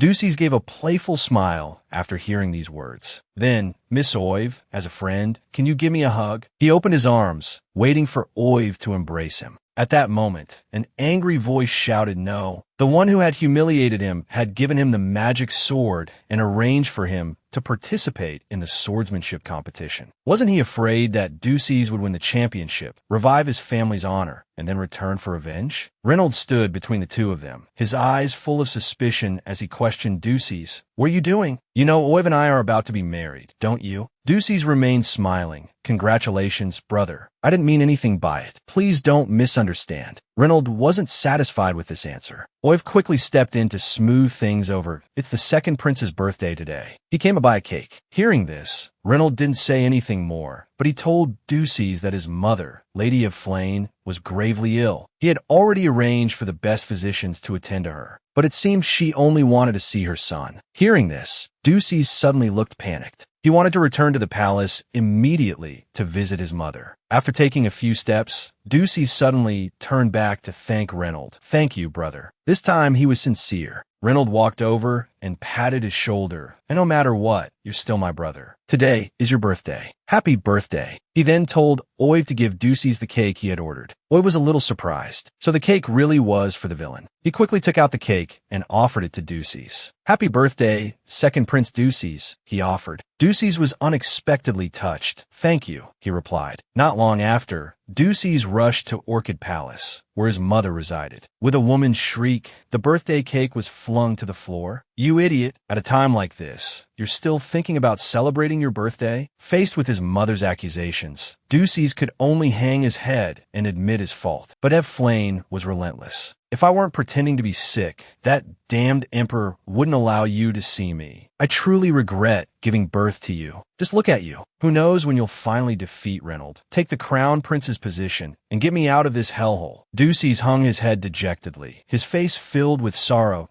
My birthday is also the day of your suffering, mother. I just wanted to remind myself not to forget your sacrifices for me. Flame glared at him in frustration. That's what you say. Don't think I don't know you've been targeting Viaja's daughter recently. The stupid things you've done to her. If they attract Reynolds' investigation, you'll only be shooting yourself in the foot. She poked him contemptuously in the chest with her finger. Since you were little, you've never been good at anything. You can't compare to Reynolds in anything. It's no wonder the Emperor looks down on you. If it weren't for my guidance, you would have been finished long ago. The swordsmanship competition is about to begin. That will be the best opportunity. As long as you kill Reynolds, the throne will naturally be yours. Ducey's was startled. What? You want me to kill my brother? Flame gave him a sinister look. Don't you understand? He's the Empress's son. As long as he lives, you'll never have your day. I've endured humiliation and hardship for you all these years, suffering in this hellhole. Do you really want me to die here? After being berated by his mother, Ducey's was in turmoil. After a long silence, guilt towards his mother seemed to prevail. He made up his mind that I understand. I'll do everything as you say, mother. In the courtyard of the Duke Village's mansion, Rao was instructing Tia in swordsmanship. Seeing Tia practicing diligently, Oiv couldn't help but offer a few words of praise. Kun believed it was all thanks to Rao's excellent teaching. Moreover, since Oiv had given Rao a new sword, his swordsmanship had reached its peak. In the upcoming night's swordsmanship competition, Rao was sure to make a name for himself. Kun seemed quite certain. He mused that because of Oiv's scheme, Rao had lost his only chance to revive his family, ultimately leading to his downfall. But this time, her puppy possessed the most powerful magic sword in the world. He would win the championship and regain his noble status. By the time she snapped back to reality, the two had finished practicing and were walking towards her. Hearing that the swordsmanship competition was about to begin and that Rao would be participating, Tia excitedly cheered him on. Brother Rao is so strong, he'll definitely win the championship. Then, we'll hold a celebration feast for Brother Rao together. Oiv told Tia, somewhat wistfully, that after the swordsmanship competition, Rao would be leaving the Duke's mansion to return to his own home. Tia became anxious. Will Brother Rao come back to see us? Oiv couldn't help but feel a little sad at the thought. After leaving this cage, he probably won't want to come back, right? Rao was quite surprised. She actually knew about his desire to revive the Stewart family. So she knew he was using her, yet why was she still letting him participate in the swordsmanship competition? Looking at Oiv's smiling face, a thought suddenly popped into Rao's head. What if I told Oiv that reviving the Stewart family and staying at the Duke's mansion aren't mutually exclusive? Would she let me stay? He was surprised by his own thought. He used to hate her so much, wanted to tear her to pieces. Why was he now reluctant to leave her side? Rao couldn't help but tighten his grip on his sword. If I really leave, will she be sad?